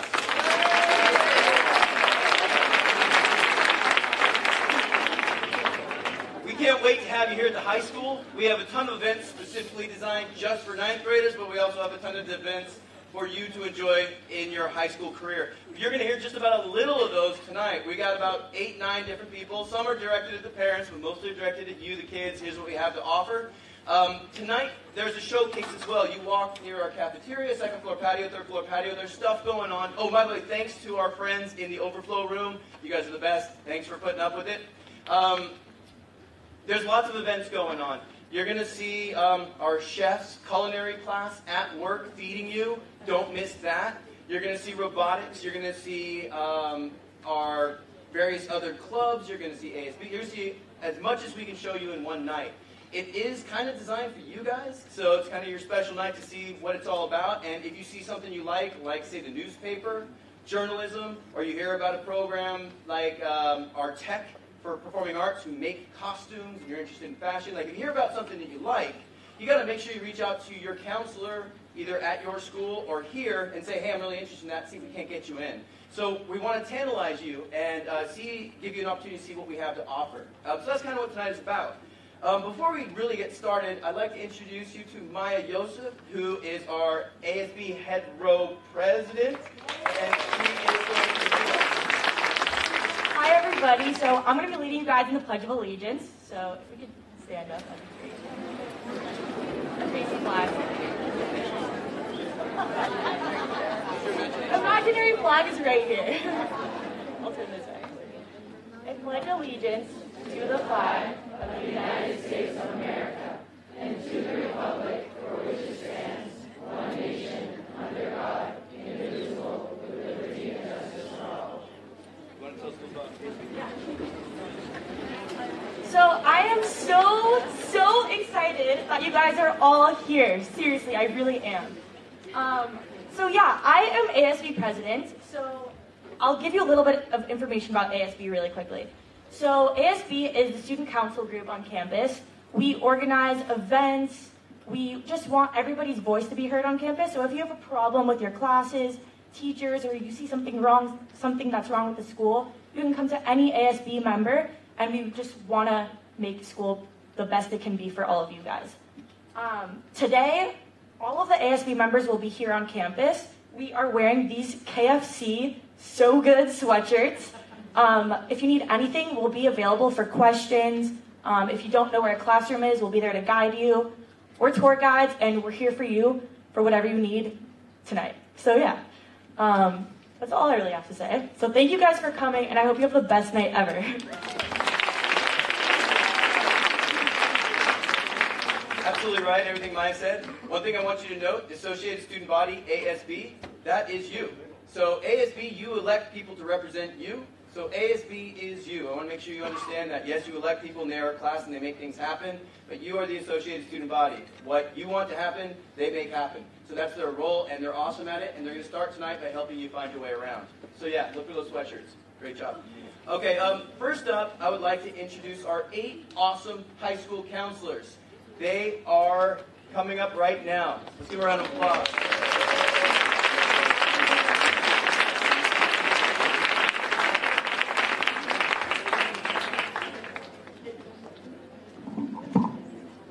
Hi, everybody. It's good to see you again. Are you happy to be here? Yes. All right, great. We're not going to take up too much of your time, but I hope you recognize all of our wonderful counselors here on the stage. We've seen you guys at least once before already. We will be here tonight roaming around in the various areas, so please make sure that you find your counselor if you would like and say hello. We love to hear from you. Just a couple of reminders from the department. First of all, I get a lot of questions about what's going to be happening as a 9th grader, when will they see the counselor, and that's kind of some concerns. So we want you to know that we will definitely be taking care of you guys as soon as you come on campus. In the fall, we'll be working with you and starting your 4-year plans, talking about what you want to do when you graduate and how to get you there and helping you get on that path. In the spring, you'll have individual meetings with your counselor to discuss your classes for the next year, any kind of concerns you have, and you're going to get a lot of help from some other people along the way too in the department. You're going to hear from them as well. I want to make an announcement and a reminder that you will be able to see a counselor during the summer if you would like. We do have summer counseling hours available in the month of June. So if you would like to meet with a counselor, please check the website. Those hours will be posted. And you don't have to see your assigned counselor. You can see any counselor who is working in the month of June. We can all help you, and we will be happy to do so. So please take advantage of that. Check our Counselor Corner website for all kinds of important information. We will be posting all the important documents there, dates, and as I said, our counselor summer hours, so make sure you keep up with that.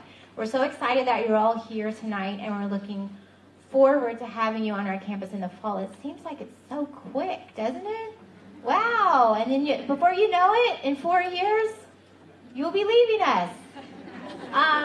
So we won't be so happy about that, but we'll be so happy to have you in the fall, and we're looking forward to working with you over the next 4 years.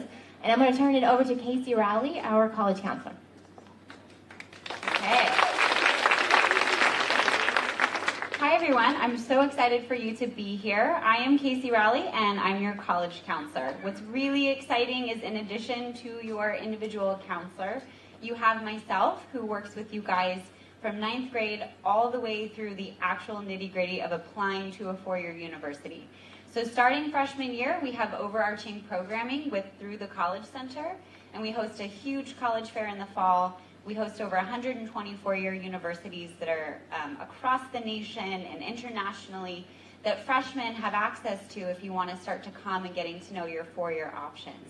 So as your counselor helps you with that 4-year plan, and you guys will in October sit with them and create that, I'm kind of piggybacking on top of that and helping you guys explore different majors, different universities, and then ultimately deciding where you want to apply, which is really exciting.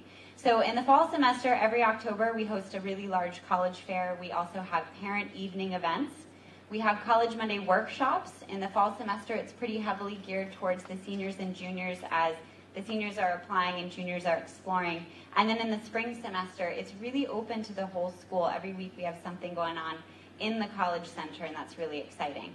For parents, we have once a month coffee with the counselors. It's parents only. Kids don't need the caffeine, but we do.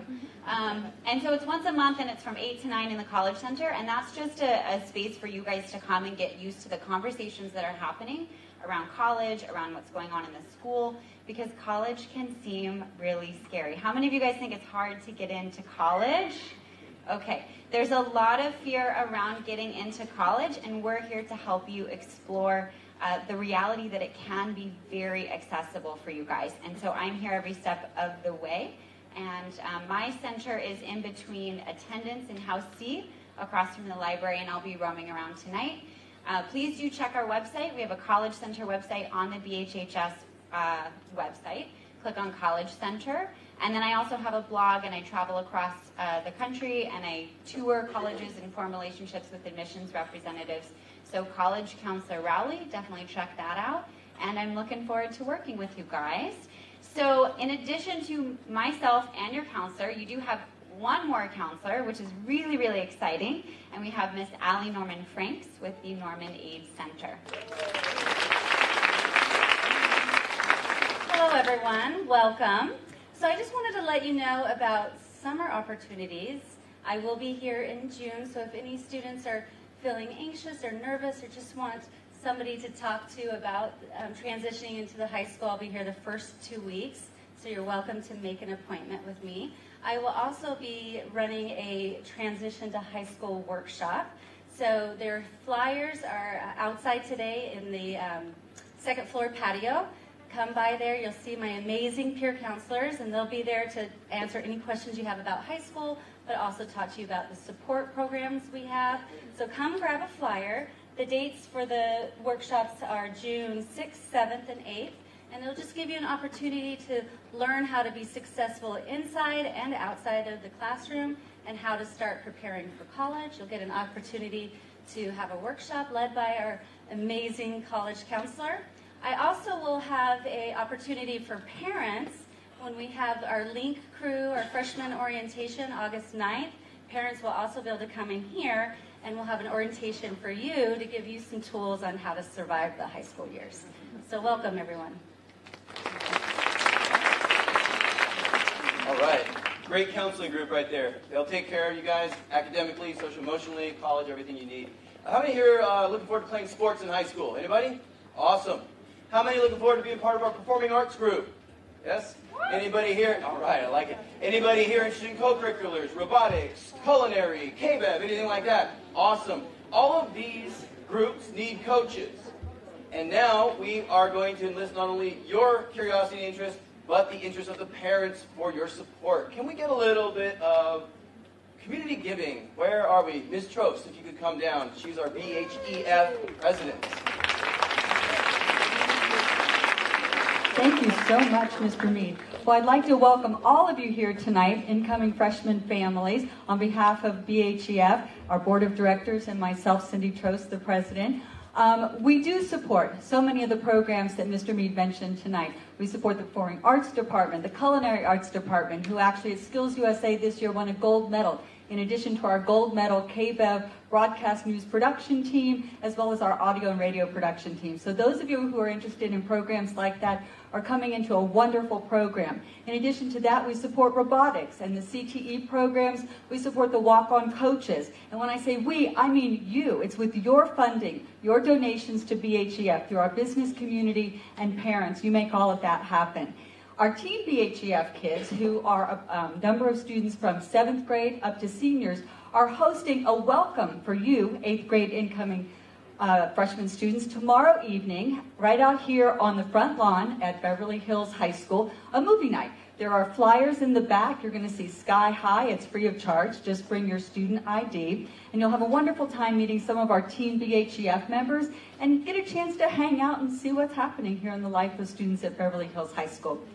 For the parents, we have a fundraiser as well happening. The Spa on Rodeo Drive is offering a promotional % back of sales to BHEF in honor of Teacher Appreciation Week and Mother's Day, and we have flyers up for that as well. And I'd like to tell you a whole lot more about BHEF, so I'm going to be upstairs on the 2nd floor. If you'll come visit me next to the library, I can tell you more about giving and what we do here at BHEF. But right now, I'd like to introduce, if he's here, Mr. Bradbury. Yay, Mr. Bradbury from our Performing Arts Department.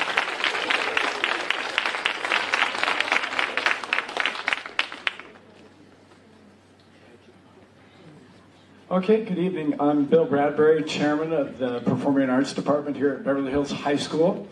And I'm just going to be a quick blurb of what's going on here, but I would strongly encourage you, if you're inclined and interested in the performing arts at all, stick around here at 6:15 in this theater. We'll go into a little bit more depth with my colleagues and explain what the whole performing arts program could look like for you.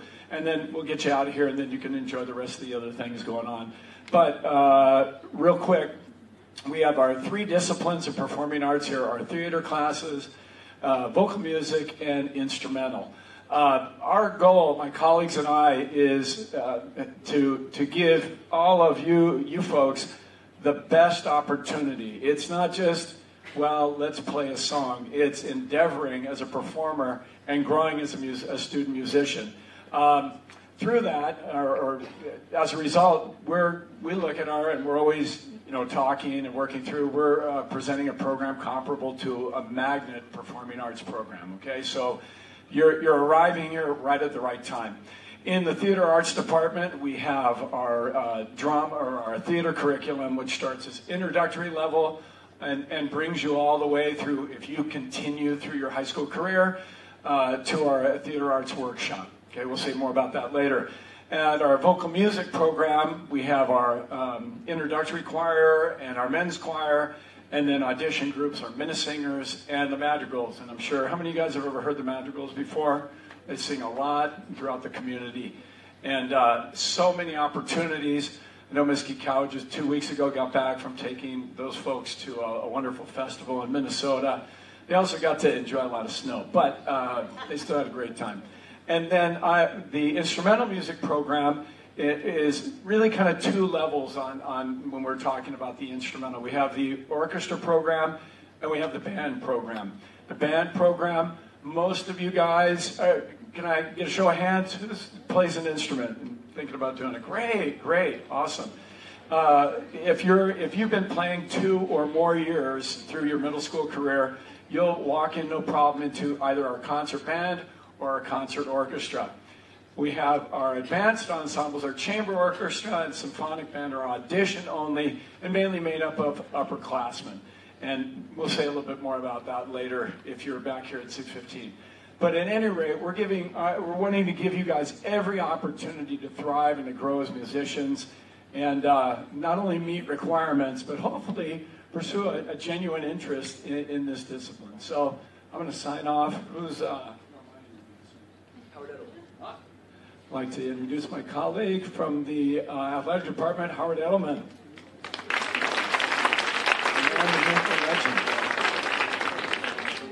Thanks, everybody, and welcome aboard.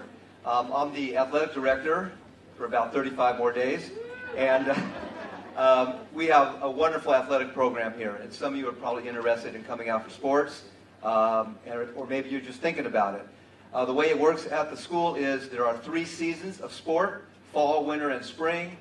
I'll see if I can get these memorized, but in the fall, we have 6 sports: boys and girls cross country, which is distance racing, distance running. We have boys water polo, girls volleyball, and girls tennis. In the winter season, we have soccer and basketball for boys and girls, as well as wrestling and girls water polo. And I don't know if I'll remember them all, but in the springtime, like right now, we have 11 sports going on. We got baseball and softball, track and field, swimming, boys volleyball, boys golf, lacrosse for boys and girls. Thank you, counseling department. A couple of others I'm probably forgetting, but if you get a chance tonight and you want to meet some of the coaches, all the PE staff are going to be, like myself, will be in the library. So come up to the library if you want to during the evening while we're doing our open house from 6 to 8 o'clock. And if you want to know anything about a particular sport, I can send you in the right direction. If you want to know anything about track and field or cross country, you come talk to me. We're going to have tryouts in the fall, in August, the week before school starts, and there will be information about that on our website. And you can always contact myself in the athletic department, and either by phone or by email, and we'll let you know all about the tryouts. For the fall sports and the winter sports, tryouts will be right before school starts. And for the spring sports that are going on now, those tryouts are during the school year in December. So we look forward to as many of you as possible trying out for teams, coming out for our sports teams. They will, if you're on a sport team, you don't have to have a PE class that particular period or that particular season, and that's how that works too. So it falls under the umbrella of physical education. Welcome aboard, and who we turn it over to our principal.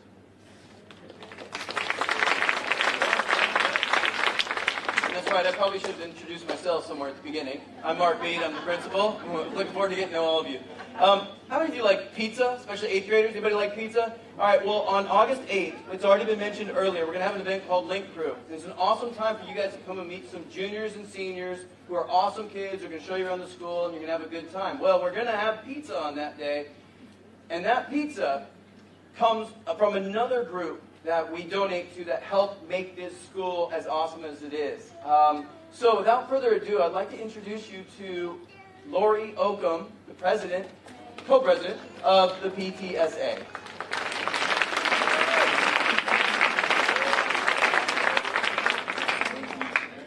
Thank you so much. I'm Lori Oakham. I am the co-PTSA president, along with the amazing Jody Galen, who sends her kindest regards to everyone. I want to call up our amazing two ladies that are joining us next year that'll be our incoming PTA presidents, Monique Gibbons and April Jerkins. Please come join me. A few things I want to let you know. I, myself, am in 8th grade, have an 8th grade child, so not to put you on the spot, but I know what you guys are all going through.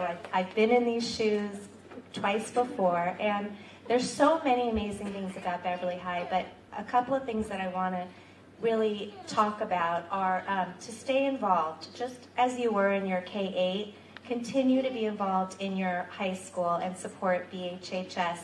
You may hear from your kids at one point, oh no, you don't have to go to that. It's that game, no parents go. No parents go to this award ceremony. You don't have to go to open house. Whatever it is, come and support them, and it makes all the difference in the world. And come to the PTSA. Like Mr. Mead was saying, for Link Crew, I just want to also let you guys know, you mentioned the pizza. We should also mention it's just for the kids, and you'll be getting that information. But another great thing that Miss Norman, I noticed you may not, or she may have mentioned, but when you come and you drop your child off that day, a little parent tip, have them bring a bag or a backpack. They'll get their books that day. But also the parents will have an opportunity to meet with our amazing Allie Norman, who started a new program to talk to parents about their feelings about their little ones moving off to the high school. Okay. The other thing is, please go on your website. Make sure you're getting your PTSA newsletter. I think it's really important, and read it. It gives you so much information. So many times people are like, I didn't know, we never said that, we send it out, and it's weekly, and it is a wealth of information for you guys. Okay, one other thing, the PTSA, along with your K-8 transition reps, will be planning a party for you, for the parents. It's a social, and it'll be the time that you can come and meet administrators, fellow new to district, or incoming 9th grade parents. So that'll be in August. And welcome, and I'm going to pass it over to Monique. Just so you can all mark on your calendars now, our first PTSA meeting will be August 24th. That's a Friday morning. It's right after drop-off at 8:30 in the EDC. And if you want to know what's going on with the school, please come. Please donate to the PTSA. Please sign up for the newsletter on the high school website. Stay informed, even though your kids may not want you to be. Thanks.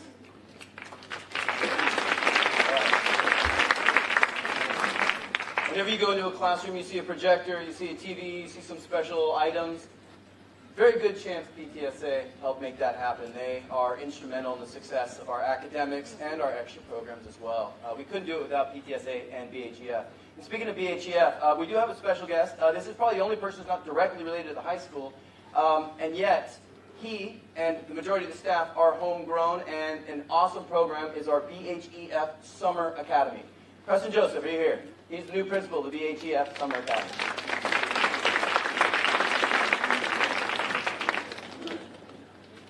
Thank you, Mark. Welcome to Beverly Hills High School. Like Mark said, my name is Preston Joseph. I'm also a history teacher here, but tonight I'm in the role of Beverly Hills Education Foundation principal for the Summer Academy. Wanted to talk to you briefly about our program because when I was growing up, summer school meant that you fell to class and you need to make it up. And while we do offer credit recovery and things happen, and that's something we offer, the vast majority of our kids are getting ahead or in order to take a more advanced class, or they're taking a class to prepare them for a more rigorous AP or honors class. I wanted to highlight a couple of classes I think would be interesting to the incoming freshmen. The creative writing class and the honors bridge class are both classes that focus on writing and preparing kids to be successful in those AP and honors English classes especially. And another very popular class is our health class, which is filling up very fast. So getting ahead in credits, making room for a more advanced math class, or taking a class to really show up those writing skills and things like that are classes we offer. And we're going to be around on the second floor patio. We have literature and other things, and we're going to answer your questions. And enjoy your evening. And again, welcome to Beverly Hills High School. Thank you. Like Mr. Joseph said, he mentioned the AP Bridge class, and we actually have 2 AP teachers right here. We're going to tell you a little bit about what it's like to groom yourself in preparation for AP classes. This is Ms. Bader and Ms. Jovetic. Good evening, everyone, and welcome. As everyone has said, we're so excited to have you join our Norman family. I am Barbara Bader-Nealis, and I am the English Department Chair and teach various English classes. And I just wanted to speak to you for a moment about the wide variety of opportunities you'll have here academically. We have so many choices for you, and your counselors are so amazing at being able to help you guide those choices and pick things that are appropriate for you. If you are thinking about honors or AP classes, you just need to know that we have a very wide and rigorous program, meaning that we have AP courses in all aspects of our curriculum except for the performing arts. And really what you should think about, AP courses are technically college level courses, and think about honors and AP courses as the place that you should put yourself if it is something that you love. I always use the analogy, I would never sign up for the cross-country team because I don't like to run a whole lot. So don't put yourself into, say, an honors English class if you don't like to read. But if you do and you want to improve those skills, the honors and the AP courses are wonderful, wonderful places to do that. Please make sure you ask your counselor or any of us. There'll be a lot of the teachers will be up in the cafeteria today in the various department areas, and they can answer questions for you. And I'd also like to introduce Sue Jovetic, who is our science department chair. She'll speak to you about a few other aspects of our academic program. Thank you. All right.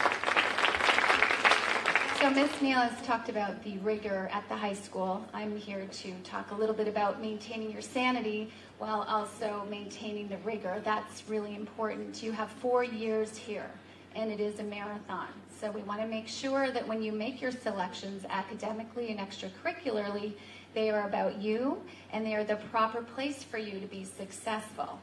So when you make your course selections, and as you mentioned, we have all sorts of honors and AP courses, but we also have a lot of great regular programs. We want to make sure that when you look at your coursework across the day, across the week, from August to June, you can make it through that time period. So please look at your course selection schedule as a complete schedule. When you're being recommended for courses, it doesn't mean that you're required to take all of those courses, particularly if you want to experience the extracurricular life at Beverly, which we highly recommend and very much support. One thing I want to mention in terms of the grading as well, at the high school and at the middle school, we're getting down to the countdown for grades. Jupiter grades you're all familiar with. We continue to use that program here. That is a wonderful program for everyone, for parents, for students, and for teachers. It is not a wonderful program if we watch that like the stock market. So we don't want to be obsessed with it, and we want to use it as a guide. We want to make sure that we support each other through that process, but it is a process. So that's really important to keep in mind. And again, we want you to be properly placed so you can be successful and actually happy while you're here with us from 7 a.m. until 7 p.m. for most of you. So choose wisely, get excited. It's a great 4 years. We want you to be able to look up and breathe and smile and not just have your head down holding your breath. So we look forward to seeing all of you upstairs in the cafeteria. We can answer more questions about what we offer academically and extracurricularly. So we'll see you next year.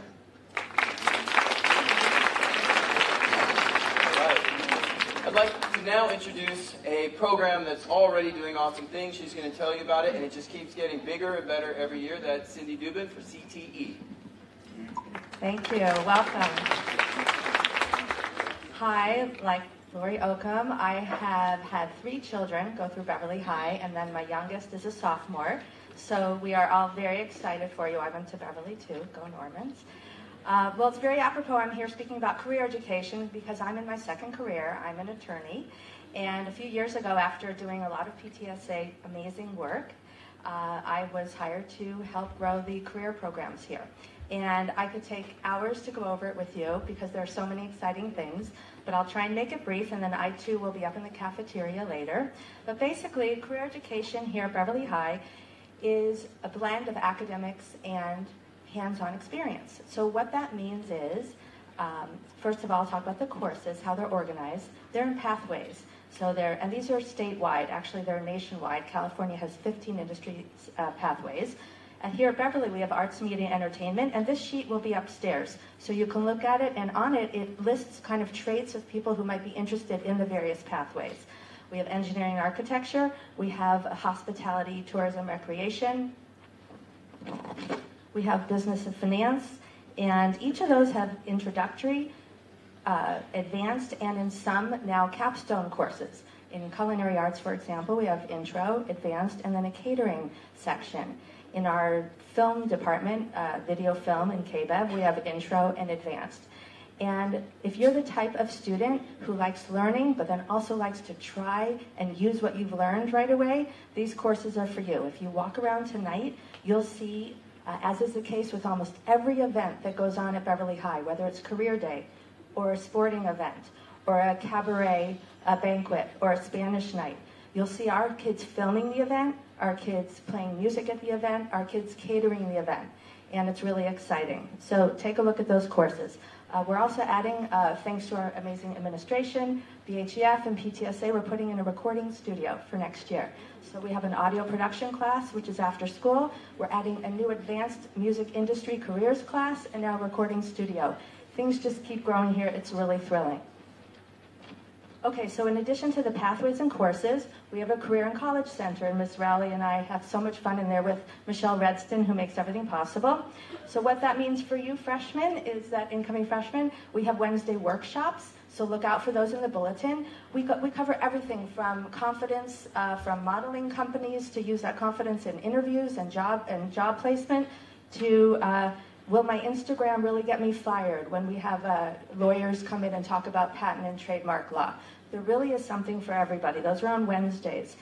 We have internships and jobs, really fun things. We have kids, for example, who go to Paramount every summer. Kids worked at the Golden Globes, before the Golden Globes, with the pastry chef or in the employee cafeteria. This summer, some of our kids are going to have a surgery internship with one of our wonderful parent families. So the list goes on and on. We also go to competitions. Cindy Trost mentioned that we have 7 gold medal winners from the Skills USA competition last week. We are going to Kentucky to compete on the California state team in those categories this summer in June. Our DECA marketing kids just went to the international conference, and one of our students, I think, placed in the top 10 out of, I don't know, it's like 30,000 students. It's remarkable. Our robotics team just got back from Houston World Championships, and we have an amazing wood shop. Anyways, I guess I should wrap it up. But please come by. There's so many fabulous things, and look forward to meeting all of you. Mr. Mead. One group that is not included on here and should be is our art department as well. If you walk right across Heath into that patio area, you'll see an open door to an area called the EDC. I strongly recommend, whether you want to be an art student or not, go in there and see the awesome artwork that our kids are doing, whether it's photography, ceramics, architecture, you name it, it's all there. So make sure you take a look, because we have that too, and it's also an amazing series of programs. And our last speaker, before we close it up, is Ms. Goolsby. She is our Activities Director, ASB Director.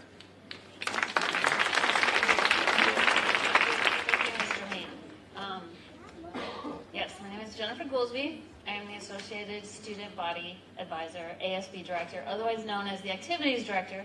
And I carry the good look. I'm a little bit disheveled, been running around all day, and I'm wearing a roll of tape for a bracelet. So I fit the stereotype very well.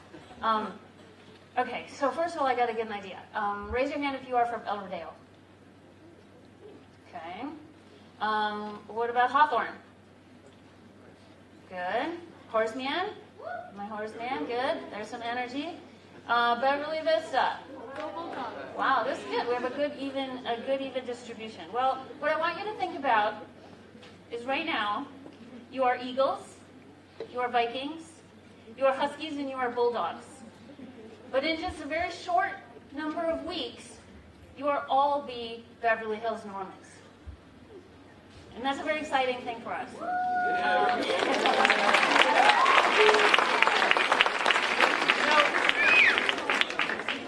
The current ASB class wants your high school experience to be as rewarding as possible, and for you to build some lifelong friendships and memories over the next 4 years. But you can get involved and help build those memories as well. Joining ASB is a fantastic way to get involved on campus. We plan events such as homecoming, pep rallies, dances. Oh my God, prom is Saturday. Okay, we're gonna make it. But we're not just about these types of activities. ASB is also involved in political and social events, such as the walkout against gun violence that happened a short time ago, and an event that we're working on right now to get students pre-registered to vote in the future.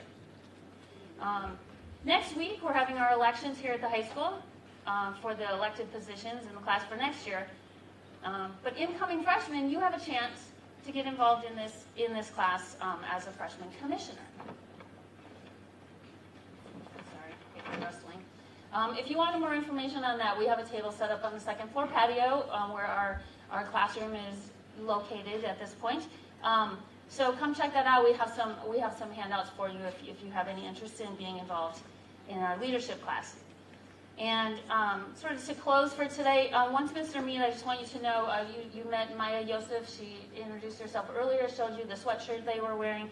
The majority of our ASB class is outside, waiting.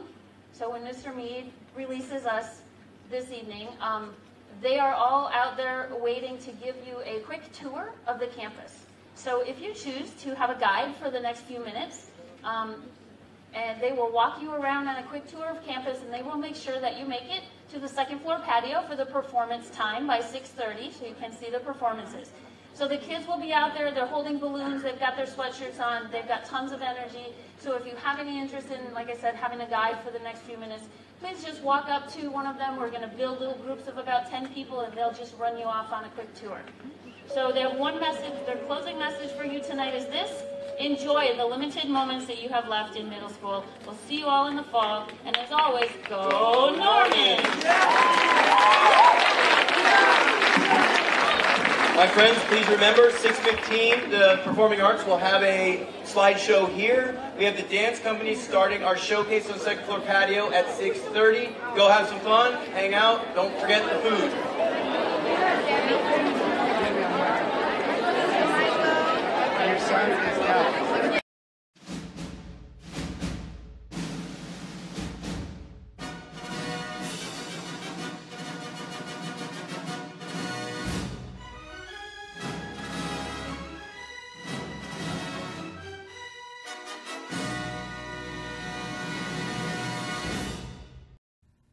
Hello everyone and welcome to this week's episode of How Hollywood Works. I'm your host Allegra Malul, and today I have Michael Gross and Matt Glass, sort of Whisperhawk. What Whisperhawk and friend. Whisperhawk and friend, ex-Robex. How are you guys doing? Wonderful. I'm also doing. How are you? I'm as wonderful as he is. We're both wonderful. All right. So let's just get right into it. So you guys were originally part of the Brobecks back in the early 2000s. How did the Brobecks originally form, and what direction did you guys originally want to take it? Why don't you take this one? Because it kind of stemmed from a different group that Matt was in. Me and Dallin and a friend of, one or two friends of ours from high school were in a band called 1000 West. It's a great band name. And we made like a lot of Beatles rip-off music and things like that. And then a couple years later, everybody got together and we picked up this guy. Actually, I guess me and Mike made some music before that, just as Michael Gross. Yeah, when I first started attempting music, I got together with Matt and we just kind of messed around in his basement. Yeah. Songs and recordings. Most of it really, really bad. But so I started getting into music too. Like I fell in love with it when we started doing that, like recording and playing. It was so fun. And so a couple years later, we those guys. We joined back up with those Dallin and Brian, Scott and Brian. Brian Szymanski, who was the original keyboard player, and then we formed the Brobecks. Yeah, the name right? came from somebody from our high school or something like that. Just a random person from our high school that we never really knew. We didn't know them personally, but we always heard their name being called, like over the speaker or whatever. Like they were truant a lot or absent a lot, and they always were being called to the office. So I think that's where the name originally came from. When we started, yeah. There's also I guess I shouldn't name the other people that Rice called him. Didn't want to name names here. Yeah. And then that's how that happened. So yeah, we just kind of started out after that. Me and Matt and Dallin and a gentleman named Brian Szymanski were the original lineup, the Brobecks. So what directions do you guys want to take the Brobecks originally? I think at first we just wanted to have fun, right? We just liked recording music and playing shows. Like I guess the ultimate goal in the beginning was just to play live shows and record music and have fun. You know, we didn't have a whole lot of responsibilities back then, so we could just spend a lot of time in the garage messing around, making music. And then people started liking it, I guess. And so then we started to do more with it. And then we started touring. A lot of California shows is where we would hit California quite a bit. And then a following started to grow. But I don't think we really intended on like becoming rock stars or anything like that. That wasn't like our goal. It was just fun to do, right? I would say the music was probably back then a little weird for like mainstreamness. So it wasn't like we were trying to like get a record deal or like be huge. It was just like playing the stuff that we wanted to play. Yeah, some of the early stuff's a little odd, you know, some like the arrangements and sounds and stuff like that. But it was fun for us, and yeah, for some reason people liked it too. So that was cool. All right, cool. So like, what did you guys learn from being in the Brobecks? Well, for me, that was my very first band that I had ever played in. I had never played music live before or in any bands. So I learned everything really about music from that band, from the Brobecks. So just how to play an instrument and then how to play a live show and a little bit about recording and just kind of how everything works, you know, from playing shows and touring, like knowing what it's like to really tour as an independent artist. You know, it's not always glamorous. I forgot what the question was, but what did we learn from yeah, so I learned everything from that. Yeah, I would say for me it's recording. I learned how to record better and using home equipment usually and getting the most out of your home studio. Yeah, 'cause Matt recorded all the first two Brobeck records. Matt recorded them just in his basement, really, with what little equipment we had. And so, yeah, I mean, he's grown as like a recording engineer since then. But so, yeah, I guess that's... I guess I learned how to play keyboards sort of in the band because I started to do little piano stuff behind the scenes. That's cool. So you guys opened up for Fall Out Boy in like 2007. What was that like? It was fun. Yeah, I'd never played a show that big before. I mean, we had toured and we had played some pretty big local shows back in Salt Lake City, but on the road we'd never played like obviously a venue like the Roxy and with a professional band like Fall Out Boy. So it was cool that I can't even remember how we got the invitation, but somebody. It was for AOL Music, I think. I wasn't in the band at the time. Yeah, Matt wasn't in the band at that time, but AOL Music was throwing some America Online, for those of you that that clears it up. We used to that's what we used to have to do back in our day. AOL Instant Messenger. Anyway, so they had to perform something, and Fall Out Boy was the guest, and somebody knew somebody that, like, I guess showed Fall Out Boy our music, and they thought it was cool, and so they were cool with us opening the show. And so yeah, it was a good experience. My first taste of like what being in a real rock band is like, you know what I mean? Yeah. People that like actually show up to the show and are into it. So so yeah, that aspect is pretty cool. So did you guys have any pre-show traditions? I don't know. I don't think I ever have. Yeah, that's a good question. I crack my knuckles, so maybe that's a tradition, yeah. I guess post-show tradition was for all of us to pack up our stuff and be done, and Brian Szymanski taking it like an extra 30 minutes to pack up his keyboard. Yeah, he had a large keyboard that it was really heavy, so. And he really liked folding his chords? Very slowly folding chords. But no, we didn't really do anything like that. I don't think we were at that level yet to do like any cool traditions before you play to like 50,000 people, you know, but. Wow, all right. So all of the original members have gone on to do their own solo projects. Did you guys ever see that happening, or like how does that make you feel? I feel good. I feel good about it. No, you don't ever think that when you're in a band, you know, especially a band that's having some success, you don't ever envision it like ending. And so like that was never on the radar that like, yeah, one day I'm gonna do my own solo project. But as it happens, you know, bands kind of run their course, you know, and people go their separate ways. It's not too uncommon. And I feel good about it, you know. I mean, I would always play music, you know, regardless of whether I was like a known commodity or not, I would still make and record music. So it just made sense to me once I didn't have really a band anymore. I wanted to keep making music. So I've done the solo thing. I've had a couple of bands I've played with, and now I'm kind of back to doing a solo thing. But I hope to eventually have a band formed around this too, sometime. All right, cool. Yeah, I think it's cool. I've played with Dallin once or twice in the last couple of years and recorded a few things. I actually recorded something with Brian Szymanski way back when. We recorded a song that he used to propose to his wife, which that's so cute. It's pretty funny. We always make fun of it now, but so I try to like stay in contact with everybody, but you know, life gets in the way, and.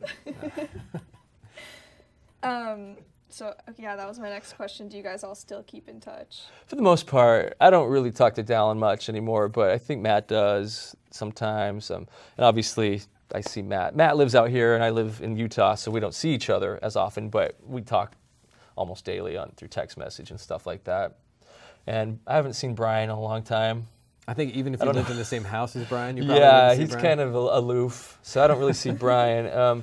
And the same with the other members of the Brobecks. After Matt and Brian left, two new members, Dave Chisholm and Nate Leslie, they were with us for a couple years, from like 05 to 07. And they live in different states too. So I don't see them really, but we communicate over the internet and stuff. So we keep in touch for the most part. Do you think there'll ever be a reunion? I don't know. I mean, like, I'd be down. You know, I really thought we had something good, you know, and I think we were just kind of coming into our own, you know what I mean? We were just all developing as songwriters, and we were starting to make cool music, in my opinion. So I think it'd be cool, but I don't know how realistic it is right now. I mean, it sounds like Dallin's having a lot of success with his new group, you know, so I'm sure all of his attention's kind of focused on that. But if there was a time where everyone was interested, I'd be down to make some more music for sure. I always like to record new and interesting stuff. Yeah, Dallin still plays Brobeck songs at his shows, so yeah, there's still hope. Sure, yeah. You know, it takes four to tango, I guess is the saying, right?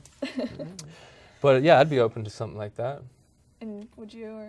Oh yeah, totally. I'll play anytime. I haven't played a real drum set in like 10 years though. Well, no, I guess it's only been like 5 years. But it's like riding a bike, right? Yeah, I can do it. I mean, I have electronic ones. It's fine. But so now this is more for you. Sure. So why did you choose the name Whisperhawk? Well, there's a couple things that go into it. First of all, I really like hawks. I like the bird hawks, and I've always wanted, like, I just think it's a cool word and a cool bird. So I was wondering if I could integrate that with something, and I found something which I liked. The other reason is every band name is taken. Like everything you can think of, there's like 5 people that have it, and so it's really hard to come up with a band name that sounds cool to you that isn't already taken. So it just kind of worked out that way. I was like trying to think of stuff I could use with like tie in with a hawk, and I'm like searching all this stuff, and like there's like a million bands that like have hawk in it, and then I'm like, what's a word I could use? And so anyway, whisper seemed to work. Cause I like the word whisper too. It has a nice sound to it. It's soothing. Yeah, it's very just like melodic. Just like whispering is soothing, right? Soft. Nice. So cool. So the two together, yeah, that's how you get whisper hawk. All right. So what challenges have you faced as a solo artist, and how does it differ from being in a band? I mean, there's pros and cons. Obviously, being in a band is fun. There's more energy. You know, there's more things going on when you perform, so it makes it more interesting, I think. The cons are trying to arrange everybody's schedules, you know, and get everyone in the same room, and you know, sometimes you run into like getting everybody on the same page, you know, and like how serious you're taking it. So those are just some band dynamics that kind of come up. But as a solo artist, you don't have to worry about any of that stuff. You can just do what you want when you want, you know. You can do it in the comfort of your own home when you're writing songs. You don't have to travel anywhere to do that. So I enjoy that part of it. I enjoy being able to do stuff when I want to. But I do obviously miss playing with other people. It's just, there's nothing like it, having like a full band, so. Yeah, so my next question is actually about like having creative control as a solo artist. Do you... Sorry, what? I'm just messing with them. I sometimes will just randomly stare at them and make them uncomfortable. It worked. So do you prefer having more creative control, or do you wish you had other people to have to bounce off of? Sure, I don't know. I guess so, because I feel like my strength as like a song maker is like coming up with songs. Like I'm not a trained musician, you know, I never took lessons and stuff, so I don't know like all the theory and all that. And I think some people are really good at that, like in creating parts that they know will fit with the song. I feel like my strength is like coming up with like song ideas, you know what I mean, and singing. And so I just feel like because of that, like just naturally, you know, I guess that there's a certain amount of control I like to have, just because that's, you know, where my strengths lie, I think. I don't know, maybe other people would differ with that, but I don't like to be someone that, you know, dictates everything. For example, I'm recording a new song out here right now, a new single, and I recorded a demo version of it before I came out here to record it. And when we got into the studio, my friend Art, who's off camera right now, and the guy recording us, John Siebels, as we were doing it, they had a couple ideas about the song, and it kind of took, it's still the same song, but it took a little bit different direction. And it wasn't something that I would have imagined it would have sounded like coming into it. And so because of that, I think it's much better. I think it made the tune better. So you need people's input, and you know, I guess I could say, no, I don't want to do that. I want to do it the way I originally had it. So you got to listen to people. You got to collaborate, and because other people have good ideas too, and so you have to take that into account. Are you saying that you have to stop, collaborate, and listen? I suppose I did say that. Vanilla Ice was onto something. Yeah, I guess he was. Vanilla Ice is a genius. Yeah. And he is good at repairing houses too. You ever seen his show? He's a house flipper. He flips houses, I think. That is so random. Yeah, but it's true. So how does your music now differ from the music you made in the beginning of your career? Well, I just think it's, in my opinion, I think it's gotten better just because I've gotten older and better as a songwriter and as a singer. So I think it just naturally, the songs are better, in my opinion. But aside from that, I think I'm doing similar stuff that I've always done. I love melody, you know, I like a good song with a melody that, you know, is somewhat catchy. That's kind of what I like about music. And so I've always, I think, stayed within that, even if like the songs change sometimes maybe it's a little more folky sounding, sometimes it's, you know, more rock sounding or indie rock sounding. But I think even with that, the songs always have melody. And so I think that's what I've always done, and that's probably what I'll continue to do, just because that's what I like about music. So it's changed, I guess, 'cause I think it's gotten better. You hungry? A little hungry. Stomach growling? Hungry for music. Let me get you a donut after this. How about that? Thanks, pal. So what's your process for songwriting? I've heard different things. People have different processes. I know some people like try to write every day, like try to come up with something every day. Like for me, like, and other people like they feel inspired before they can start doing stuff. I'm more like that. Like I'll noodle on my guitar and stuff, but some days you're really just not feeling it. Like you feel like I have no good ideas. I've written my last song because I have no more good ideas. And so I'll just put it down, you know, and give it a break. And then there's, you know, out of nowhere, for no explanation, you just get an idea of like chords, you know, a chord progression or a melody or something, and then you just go with it. So it's kind of sporadic how I do it, but I typically will have like a song structure first before I have lyrics and stuff. So I usually do lyrics after I have like a song structure and a melody in mind. That's kind of how I work. What about you? Do you still do? I don't know. It's a good question. Matt does music. Kind of forgot. Yeah, I actually now I score like a lot of documentaries and films and stuff. I have that same fear of like once you complete a project, like that's probably the last time I'm going to be able to do that. There's no way I have any inspiration left to ever write anything again. It's over. And then you're like, oh wait, now I have some ideas. Usually comes back. Yeah. So there's always that fear, but yeah, you can figure something out. Cool, cool. So how do you record your music independently, and like what obstacles do you have to face? This gentleman right here. No, Matt's recorded a lot of my music over the years, and he's played on a lot of my music over the years too. Because recording's expensive, you know. If you go to like a professional studio, it can cost a lot of money. So it pays to have friends that, you know, can hook you up for like significantly lower prices and help you do that stuff. So there's pros and cons to it, you know. I mean, it's much cheaper to record independently, but other times, you know, you might not have the same equipment and stuff that a professional studio has. And so I kind of go back and forth between the two. I'll do like some independently recorded stuff, and then I'll go to the studio and do a few tracks. Because I like both of them. I think they both have value and are both unique ways to record. It is interesting how technology has made it so that like I can be here and you can be in Utah, and we can still like, you can send me files, I can mix it, send it back, and like the process of collaboration is really interesting. Yeah, so on the Whisper Hawk EP that I released like last year, I guess, we did it like that. I recorded the guitars and vocals at my house and like the bass, and I sent those files to Matt over the internet, and he drummed on it, you know, and added some stuff and mixed it and then sent it back to me. So we were able to make like a whole record, not even being in the same room. Which, that's crazy. Yeah, which you can do now, which 10 years ago you couldn't do that, you know. So, yeah, so that's technology neat. is wild. Yeah. So where do you draw most of your inspiration from? It changes. I think most of my material recently has had sort of like a political tinge to it. You know, for self-explanatory reasons. Most of the early Whisper Hawk stuff, like the EP I released. I draw from that, you know. I tend to, though I like melody and I like songs to be catchy, I tend to write about like more depressing song, you know, subject matter.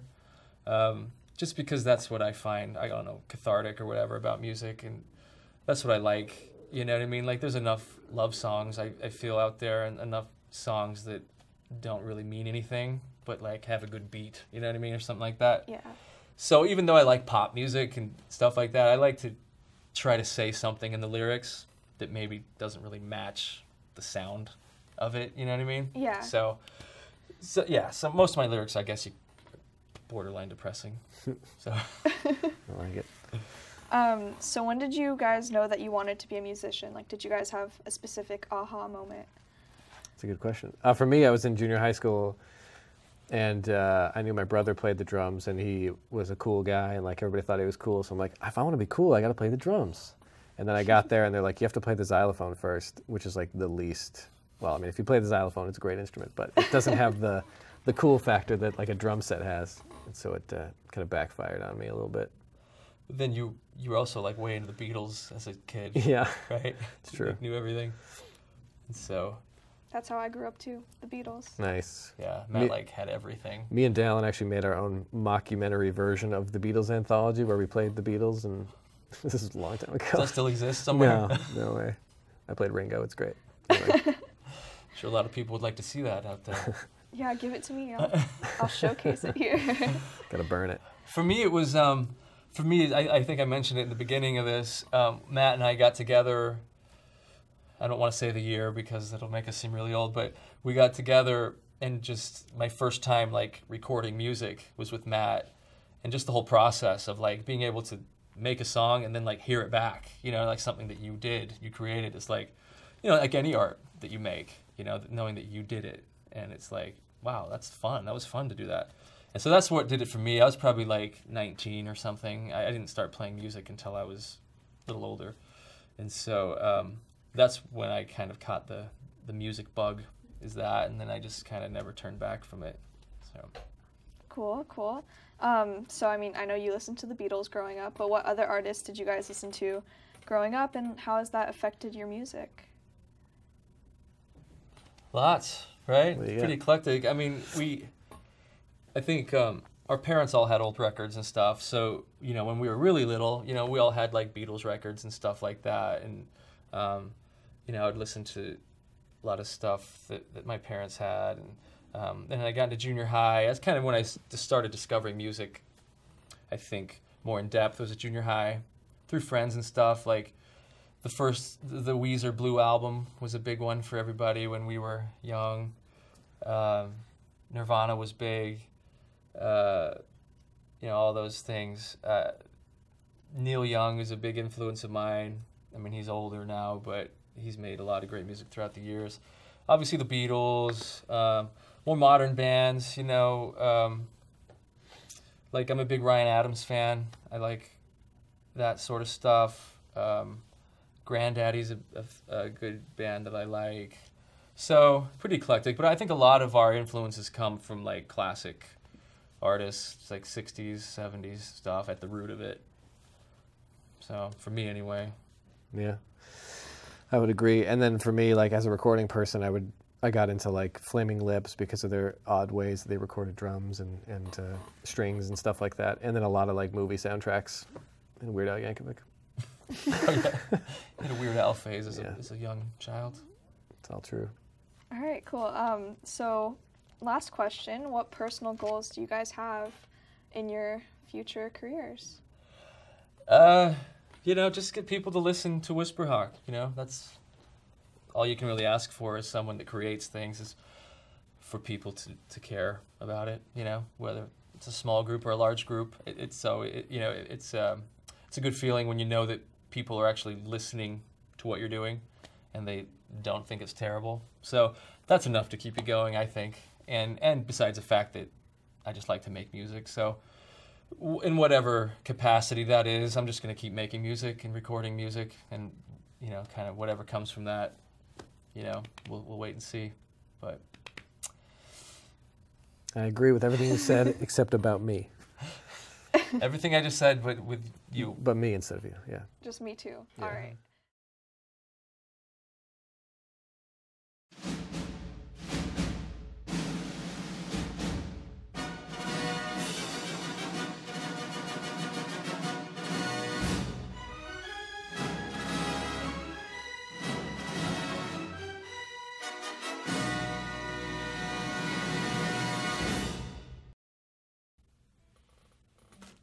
This is my new single that is, as of yet, untitled.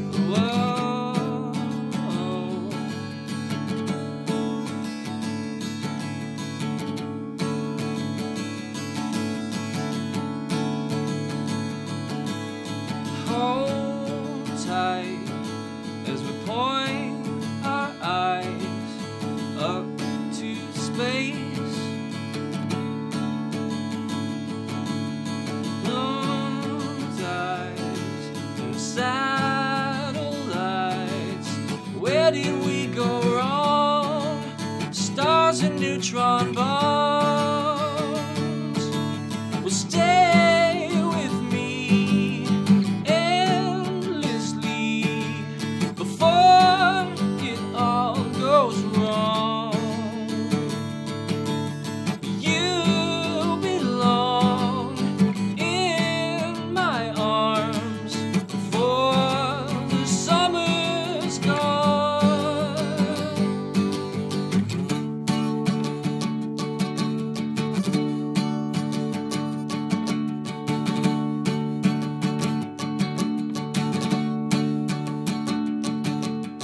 Everyone has a gun.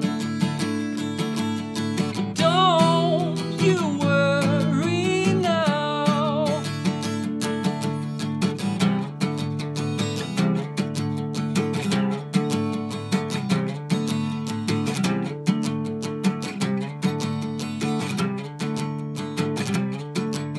Stay with me endlessly before it all goes wrong. You belong in my arms before the summer's gone. Before the summer's gone. Before the summer's gone.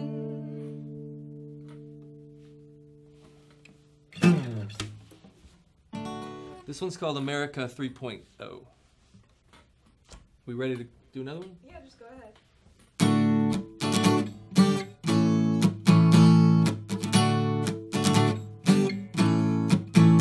Oh dear, you're easily persuaded in times of complication. Could you read between the lines? Oh, truth, you're easily deserted. You're fickle and perverted. Such a noble waste of time. Whoa. Whoa. Oh no. What did you get us into? A sick reflection of you. When did you lose your mind? Oh, I think it's time that you should face it. You're certainly a racist, and you didn't even know.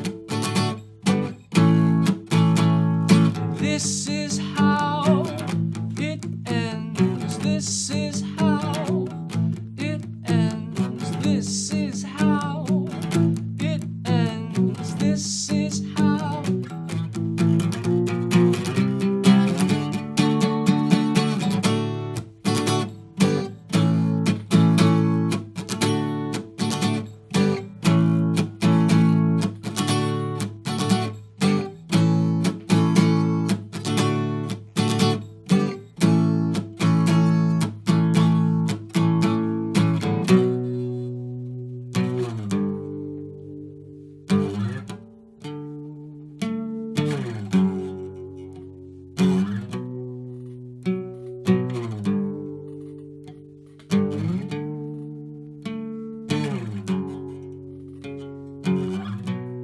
I used to think it was okay, but now I'm not so sure.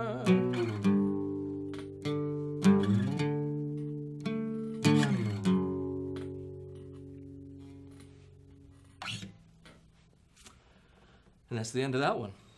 Okay, I dedicate this one to all the students at Beverly Hills High School. Stay in school, please. Please stay in school. If not for yourself, do it for me. Now I forgot what song I was going to play. Okay. They're requesting everyone is crazy. Oh, well, okay. Ask and you shall receive.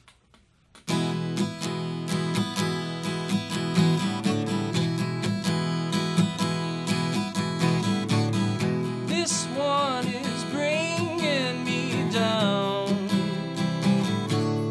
all the way down. I just can't live with it now. I gotta get out. How could you get so lost? When did you lose it all? Oh. Well, everyone is going crazy now, and this ship is on its way down. Oh, all the way down.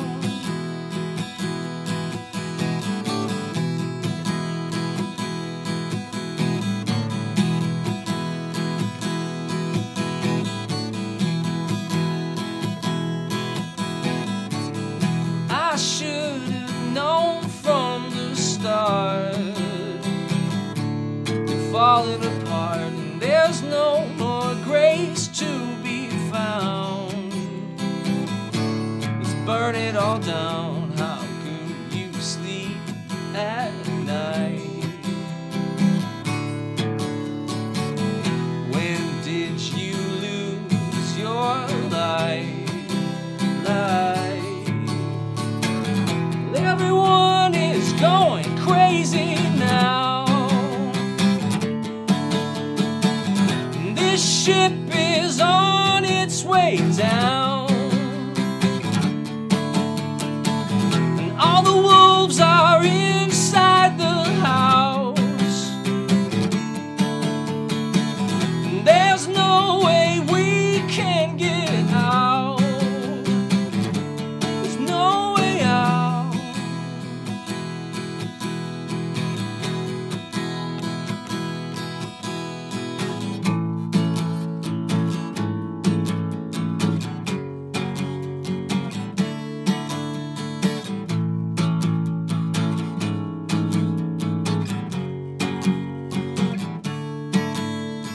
Pray,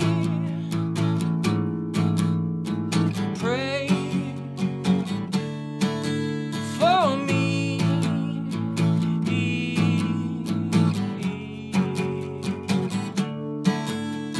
Pray, pray for me.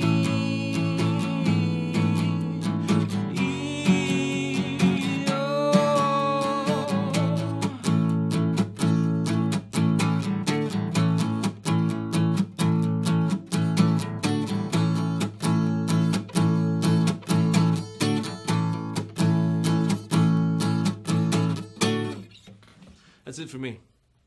I'm going to get a donut. All right. Thank you. That was absolutely incredible. Thank you. It's good to be here.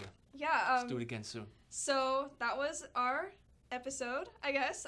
My interview with Mr. Michael Gross, and a beautiful performance. So thank you guys for watching this week's episode. Of course, you can find Michael on Twitter and Instagram as... On Twitter, WhisperHawk1 is my handle. And on Instagram, it's Michael Gross Forever, if you want to hit me up on there. Beautiful. And you can follow How Hollywood Works at How Hollywood on both Twitter and Instagram. I'll see you guys next week. Bye.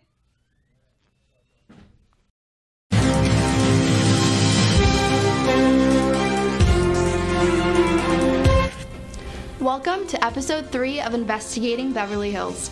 I'm Bridget Fussman. And I'm Alana Morgan. This week we have an update on a recent outbreak of crimes occurring in the city. But first, let's hear from Bridget Fussman. On Tuesday, April 3rd, a Rodeo school enacted a shelter-in-place following reports of a stranger on campus. It all began when the BHPD received a report from a parent close to 8 a.m. The parent had stated that she had seen a strange man roaming on campus. School lockdown procedures were followed as the police responded to the school. After searching the entire campus with the help of a police helicopter, it was concluded that there were no unauthorized people on campus and that the students could resume with their normal activities. This is the second false alarm in the past month, coming after the swatting call at the Peninsula Hotel. The FBI estimates roughly 400 swatting cases occur each year. Some experts have said police agencies need to take the phenomenon more seriously and provide formal training to dispatchers and others to better recognize hoax callers. On Thursday, April 5th, BHHS hosted the Beverly Awareness Assembly in the Salter Theater to raise awareness about racism, which was prompted after a Beverly student posted a controversial Snapchat calling a Samuel High student a monkey. When a KBEV student producer arrived to record the event, Principal Mark Mead stopped the filming of the public assembly. This is the first time this has happened in recent KBEV history. When Principal Mead was asked to explain why he denied cameras in the assembly, he told the student producer that this assembly was personal. This is a clear violation of the press. Under the California Open Meeting Act, which legislates local governments, states the people in delegating authority does not give their public servants, in our case, Principal Mead, the right to decide what is good for the people to know. If the presenters didn't want to be filmed, KBEV would have worked with them, but that was not the case. Now, for our report on pink slipping at the high school. The Beverly Hills School District and School Board voted to lay off the entire CTE teaching staff, otherwise known as Career Technical Teacher. This means no more KBEV, no more culinary, and no more robotics, just to name a few. These are the most popular classes at the high school. Talk about a district out of touch with students and teachers. Are you kidding me? According to a document obtained through our investigation, the district based the layoffs on allegedly improper use of ed code, and, in at least one instance, one of the CTE teachers is permanent and not subject to layoff. The CTE teacher employment will end the close of the school year. The district has created a situation where we have two classes of teachers at Beverly. We have regular first class teachers, and we have CTE second class teachers, who get paid less and do not share equal benefits. This situation does not exist at nearby schools like Santa Monica, Malibu, where CTE teachers and regular teachers are treated equal and on par with regular teachers. Can you say discrimination practice? Actress Jamie King's 4-year-old son was struck by glass. James Knight Newman was in the car and their friend when a man allegedly jumped on the car's windshield and smashed it while the young boy was inside. This occurred on Wednesday, the 4th of February. The man has been identified as Paul Francis Floyd, who is 47 years old. However, the child was secure in the back seat of the car at this time. There were witnesses around, and they told police that they saw the man approaching on a skateboard, then crawl onto the car's hood.